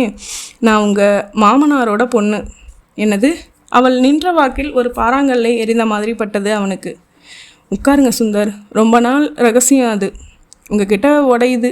சூர்யாவோட அம்மாவுக்கு அப்புறம் உங்கள் மாமனாருக்கு எங்கள் அம்மா கூட பழக்கம். பொட்டு கட்டின குடும்பத்துக்காரி தான் அம்மா. அவள் வயிற்றில் நான் பிறந்தேன். அதுக்கு காரணம் உங்கள் மாமனார். எங்கேயும் மேலிருந்து படபடவென துப்பாக்கி சுடுகிற மாதிரி பாரதி வார்த்தைகளை உமிழ்ந்தாள். சூர்யா அவங்க மேலே ஆசைப்படுறதுக்கு முன்னால் நான் தான் உங்கள் மேலே ஆசைப்பட்டேன். உங்களுக்கு பொண்டாட்டி ஆகணும்னு ஏங்கினேன். ஆனால் நான் யார் மேலேயும் ஆசைப்பட முடியாது. ஆசைப்பட்டதா சொன்னால் கூட குற்றம். எனக்குன்னு ஒரு வாழ்க்கை கிடையாது. இது எவ்வளவு அக்கிரமம் பார்த்தீங்களா சுந்தர்? எங்கள் அம்மா உங்கள் மாமனாருக்கு வாழ்க்கப்பட்டவங்க. அதனால் வெளியில் எங்கேயும் போகலை. இந்த 4 சுவற்றுக்குள்ளேயே இருந்துட்டாங்க. இன்னாருக்கு பொண்டாட்டின்னு சொல்லிக்க முடியாது. ஆனால் ஒருத்தருக்கேற்ப பொண்டாட்டியாக வாழ்ந்துட்டாங்க. நானும் அந்த மாதிரி தான். ஊருக்குள்ளே இன்னார் பொண்டாட்டின்னு சொல்லிக்க முடியாது. யாரும் அவ்வளவு தைரியமாக என்னை கட்டிக்க மாட்டாங்க. அப்படியே கட்டிக்கிட்டாலும் நாளைக்கு ஆம்பளைங்களோட மனசு மாறிடும். இவளை போய் கட்டிக்கிட்டோமேன்னு தோண ஆரம்பிக்கும். நானும் பொண்ணு தானே சுந்தர். எனக்கும் பருவகால எல்லா கனவும் இருந்தது தானே. அதுக்கு நான் நான் நான் ஆசைப்பட்டதை அடையிறதுக்கு எனக்கு உரிமை இருக்கு இல்லையா? நீ என்ன ஆசைப்பட்டேங்கிறத பொறுத்தது பாரதி. கரும்பு திங்க யாருக்காவது கூலி வேணுமா சுந்தர்? என்னால் சூர்யாவுக்கு துரோகம் பண்ண முடியாது. இது என்ன பெரிய வார்த்தையெல்லாம் பேசிக்கிட்டு? நான் ஒன்றும் துரோகம் பண்ண சொல்லலையே. இன்னும் சொல்லப்போனால் என்னாலையும் அம்மாவாலையும் தான் நீங்கள் சூர்யாவுக்கு தாலி கட்டினது. நான் சொன்னதால தான் உங்கள் மாமனார் உங்களை மாப்பிள்ளையாக ஒத்துக்கிட்டாரு. காசு அந்தஸ்து எல்லாம் இன்றைக்கி இருக்கும், நாளைக்கு போகும். நாளைக்கே உங்கள் வியாபாரத்தில் நஷ்டம் வந்து நீங்கள் மஞ்சள் நோட்டீஸ் கொடுத்துட்டீங்கன்னா உங்கள் காசும் அந்தஸ்தும் என்ன ஆகும்னு கேட்டேன். இத்தனை நாளாக அவர் கௌரவம் போயிடக்கூடாதுன்னு நானும் அம்மாவும் வெளியே சொல்லாமல் இருக்கிறதுக்கு இதுதான் நீங்கள் காட்டுற நன்றியான்னு கேட்டேன். அவர் யோசிக்க தெரிஞ்சவர், நல்லது கெட்டது யோசித்து தான் ஒத்துக்கிட்டாரு. அதனால் சூர்யாவுக்கு தான் எல்லாமே நடந்திருக்கு. முதல்ல 5 மாதமும் கேட்குறப்போ சந்தோஷமாக இருந்துச்சு. நான் கல்யாணத்துக்கு வந்து நின்னா 4 பேர் 4 விதமாக பேசுவாங்களேன்னு தான் நான் வரல. அவள் கோச்சிக்கிற மாதிரி ஒரு சின்ன நாடகம் ஆடினேன். அவளுக்கும் இப்படி அப்படி விஷயம் தெரிஞ்சிருந்தா நாளைக்கு எப்போவோ ஒரு சமயம் அது தெரிகிறப்போ அப்படி ஒன்றும் பெரிய அதிர்ச்சியாக ஆகிடக்கூடாதுன்னு தான். அப்போ நான் வெறும் விளையாட்டு பொம்மையா பாரதி? அப்படியே நினைக்கிறீங்க? பெரிய ராஜான்னு வச்சுக்கோங்களேன். அதனால தான் உங்கள் மேலே பொண்ணுக்கு ஆசைப்பட்டு மேலே வந்து விழுறாங்கன்னு நினைக்கிச்சுக்குங்களேன். யானை மேலே போட்டதால் யானை மாலை போட்டதால் ராஜாவான நான்? அதெல்லாம் இல்லை. உங்கள் மனசு இப்போ தத்தளிக்குது. ஆம்பளைங்களில் யாருக்கு தான் இந்த ஆசை இல்லை? கட்டினவை எப்படியும் அழுத்து தான் போவா. ஆம்பளை கண்ணு வேறு பக்கம் பார்க்கத்தான் பார்க்கும். நாம் சொல்லிடுறதால குத்தி காட்டுற மாதிரி ஆயிடுது. நீங்கள் அப்போ தான் ராமகிருஷ்ணன்னு பேச ஆரம்பிக்கிறீங்க. எனக்கு என்ன தாலி வேணும்னு சொன்னேனா? பிள்ளை வரம் வேணும்னு சொன்னேனா? உங்களால் முடியாத ஏதாவது கேட்டேனா? என் மனசு இப்போ ஒத்துக்கலை. நான் உன்னை தொட்டால் அது சூர்யாவுக்கு நான் பண்ணுற துரோகம் மாதிரி தான் தோணுது. சரி, ஒத்துக்கிறப்ப வாங்க, இப்போ சாப்பிடுங்க. வேணாம், உங்கள் மாமனார் மத்தியானத்துக்கு மேலே தான் வருவார். நான் தான் கூடாது. எங்கள் வீட்டு சாப்பாடு உங்கள் வீட்டு சாப்பாடு மாதிரி தான். இது கூடவா கூடாது? அவன் சாப்பிட வேண்டியதாகி போனது. சாப்பிட்டான். அவள் வளையல் சினுங்க பணிமாறும்போது சூர்யா ஞாபகம்தான் வந்தது. அவள் அம்மா எதிரில் படவில்லை. தன் பொண்ணுக்கு ஒரு சாதாரண வாழ்க்கை அமையதை கொடுக்க முடியாத தனக்கு அவள் முன்வர அருகதை இல்லை என்று எண்ணிவிட்டாலோ என்னவோ.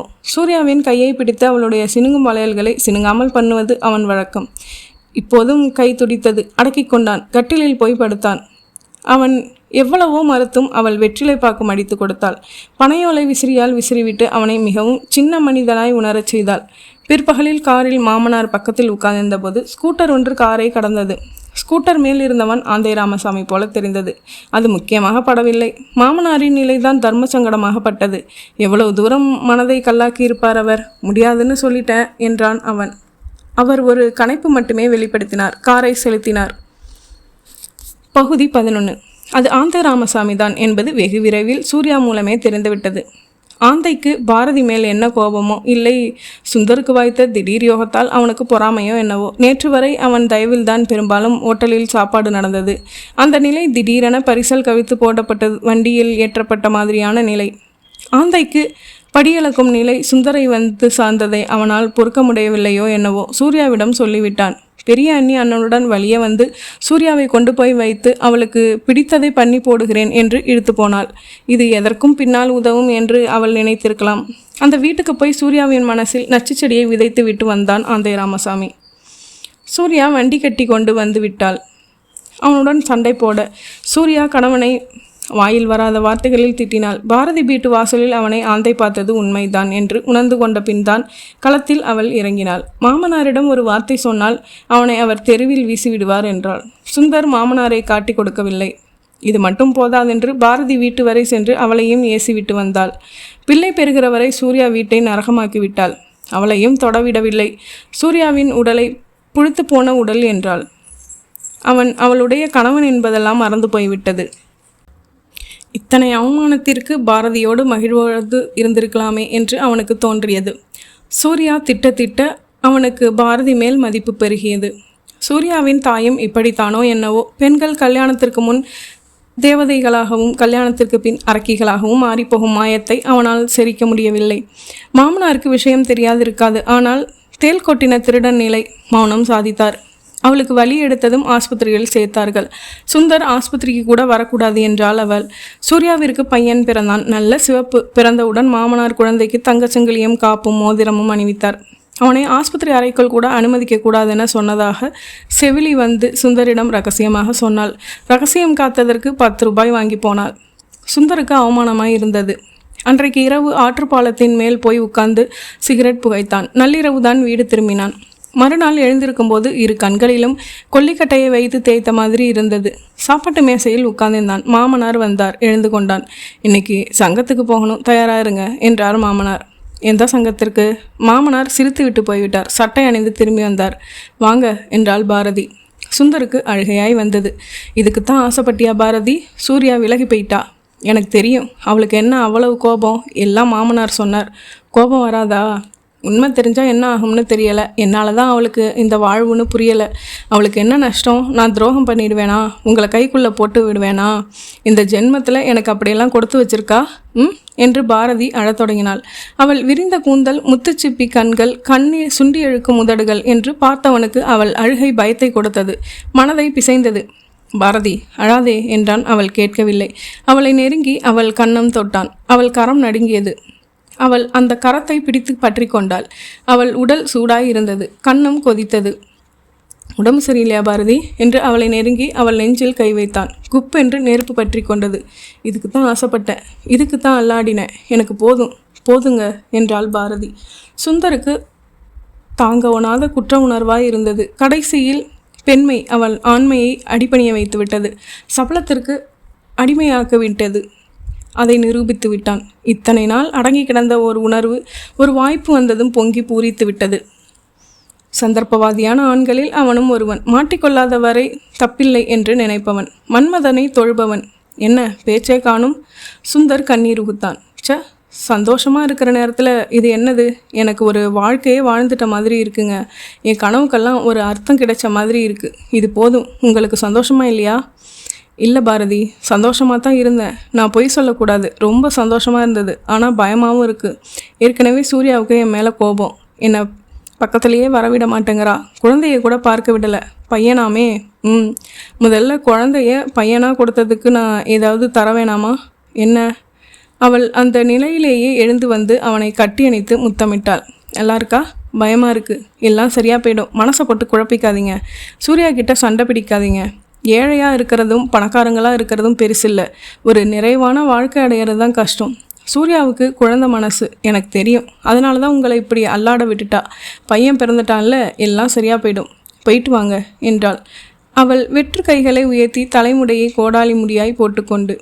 அவனுக்கு அசிங்கமாக தோன்றவில்லை, அருவருப்பாக தோன்றவில்லை. அமுத கலசமாகத்தான் அவள் தோன்றினாள். ஒருபுறம் சூர்யாவை நினைத்தால் பயமாக இருந்தது. அரக்கி, அவளுக்கு எப்படியாவது இதுவும் தெரிந்து போகும். கிளம்பட்டுமா பாரதி? சாப்பிட்டு போங்க. இன்னைக்கு விருந்து எல்லாம் என் கையால் பண்ணது. என் திருப்தியும் விருந்தில் சேர்ந்திருக்கும். இன்றைக்கு அவளுடைய வலைசினுங்களை நிறுத்தினான். மறுக்கவில்லை. சாப்பிட்டபடி அவள் இடுப்பை அணைத்தான். மறுக்கவில்லை. சற்று முன் அவளோடு இருந்த நிலை பரவசப்படுத்தியது. வாழ்நாள் முழுக்க அந்த நினைவு அவனுக்கு மகிழ்ச்சியூட்டும் என்று தோன்றியது. வெற்றிலை மடித்து கொடுத்தாள். எல்லாம் சரியாயிடும். உங்கள் நாகேஸ்வரன் தான் அதுக்கு வழி சொல்ல போகிறான், பாருங்களேன் என்று புறப்படும் சமயம் அவள் அனாவசியத்திற்கு சாமியை இழுத்தாள். இனி அவன் அந்த கோயிலுக்கு எப்படி தைரியத்துடன் போவது என கவலையுடன் எண்ணினான். ஏன் இப்படி மனித மனதை காமத்தின் சித்து விளையாட்டு களமாக அவன் படைத்திருக்கிறான்? வாசலில் கார் இருந்தது. ஏறிக்கொண்டான். கவலைப்படாமல் போங்க என்று பாரதி அவனுக்கு கையசைத்து விடை கொடுத்தாள். முடியாதுன்னுட்டீங்களா என்று மாமனார் கேட்டார். பதிலை எதிர்பாராமல் காரை கிளப்பினார். சாயங்காலம் செய்தி வந்தது. நாகேஸ்வரன் கோயில் சிங்கமுக கிணற்றில் ஒரு பெண் சடலம் மிதப்பதாக. அவள் பெயர் பாரதி என்று சுந்தரிடம் தகவல் சொன்ன வேலைக்காரன் சொன்னான். சுந்தரின் உணர்வுகள் தென்னை மரத்திலிருந்து கீற்றுமட்டை அற்று விழுகிற மாதிரி அற்று விழுந்தான். பகுதி 12. பாரதி இப்படி பண்ணுவாள்னு நான் எதிர்பார்க்கவே இல்லைங்க என்றாள் சூர்யா. குரலில் வருத்தமா, இல்லை இழந்த உரிமை மீண்டதில் உண்டான நிம்மதியா என்று புலப்படவில்லை. அவன் மனம் மௌனமாக கேவியது. கூணல் கண்ணாக இருந்த அவனது வாழ்க்கையை செதுக்கி சிற்பமாக்கியவள் அவள்தான். அவளால் தான் அவனால் சூர்யாவை நெருங்க முடிந்திருக்கிறது. அதற்கு பிரதிநிதியாக அவனிடம் அப்படி என்ன பெரிதாக யாசித்து விட்டாள்? அவனுடைய அன்பு. வில்ல பெருகுவது அன்பு ஒன்றுதான். இதை கொடுத்தால் என்ன? இப்படி சண்டை கோழியாய் சிலுத்தாள் என்று அவனுக்கு தெரியவில்லை. அவளுக்கு இப்போது குரூர திருப்தியாகத்தான் இருக்கும். பாரதியின் தியாகத்தை அவனால் சூர்யாவிடம் பறைசாற்றவும் முடியாது.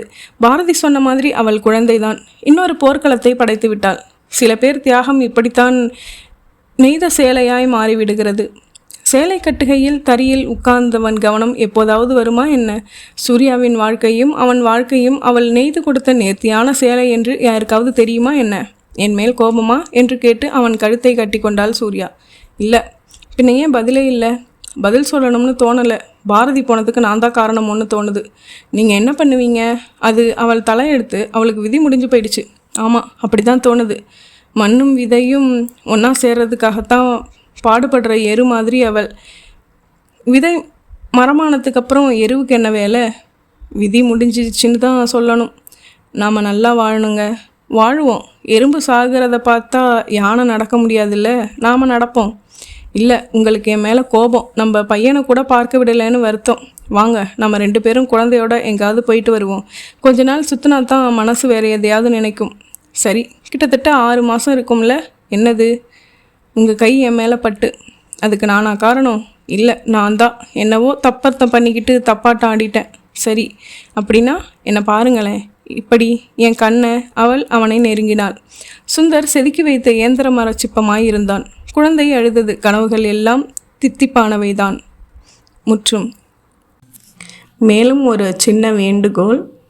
உங்களுக்கோ அப்படி இல்லைனா உங்களை சார்ந்தவங்க யாராச்சும் நல்லா கதை, நாவல் எல்லாம் எழுதுவாங்க அப்படின்னா தயவுசெய்து இங்கே கொடுத்துருக்குற மெயில் ஐடியை கான்டாக்ட் பண்ணுங்கள். ஏன்னா நம்மளோட சேனலில் உங்களோட கதையோ இல்லை நாவலோ வெளியிடுறதுக்காக தான் கேட்குறேன். ஏன்னா யூடியூப்பில் எப்போ பாலிசி மாறும்னு தெரியாது. இப்போ ஏன் நிறைய காப்பிரைட் வருது. ஸோ அதெல்லாம் அவாய்ட் பண்ணோம் அப்படின்னா நம்மளோட சொந்த கதையாக இருந்துச்சு அப்படின்னா எந்த பயமும் இல்லாமல் நம்ம தொடர்ந்து நாவல் வெளியிடலாம். கதையை பொறுமையாக கேட்ட உங்கள் எல்லாருக்குமே ரொம்ப நன்றி. கதை பிடிச்சிருந்தது அப்படின்னா லைக் பண்ணுங்கள், ஷேர் பண்ணுங்கள், ஹைப் பண்ணுங்கள். உங்களோட கருத்துக்களை கமெண்ட்டில் சொல்லுங்கள். ரொம்ப பிடிச்சிருந்தது அப்படின்னா சேனலை சப்ஸ்கிரைப் பண்ணிவிட்டு உங்கள் ஃப்ரெண்ட்ஸ் அண்ட் ஃபேமிலிக்கு ஷேர் பண்ணுங்கள். தேங்க்யூ.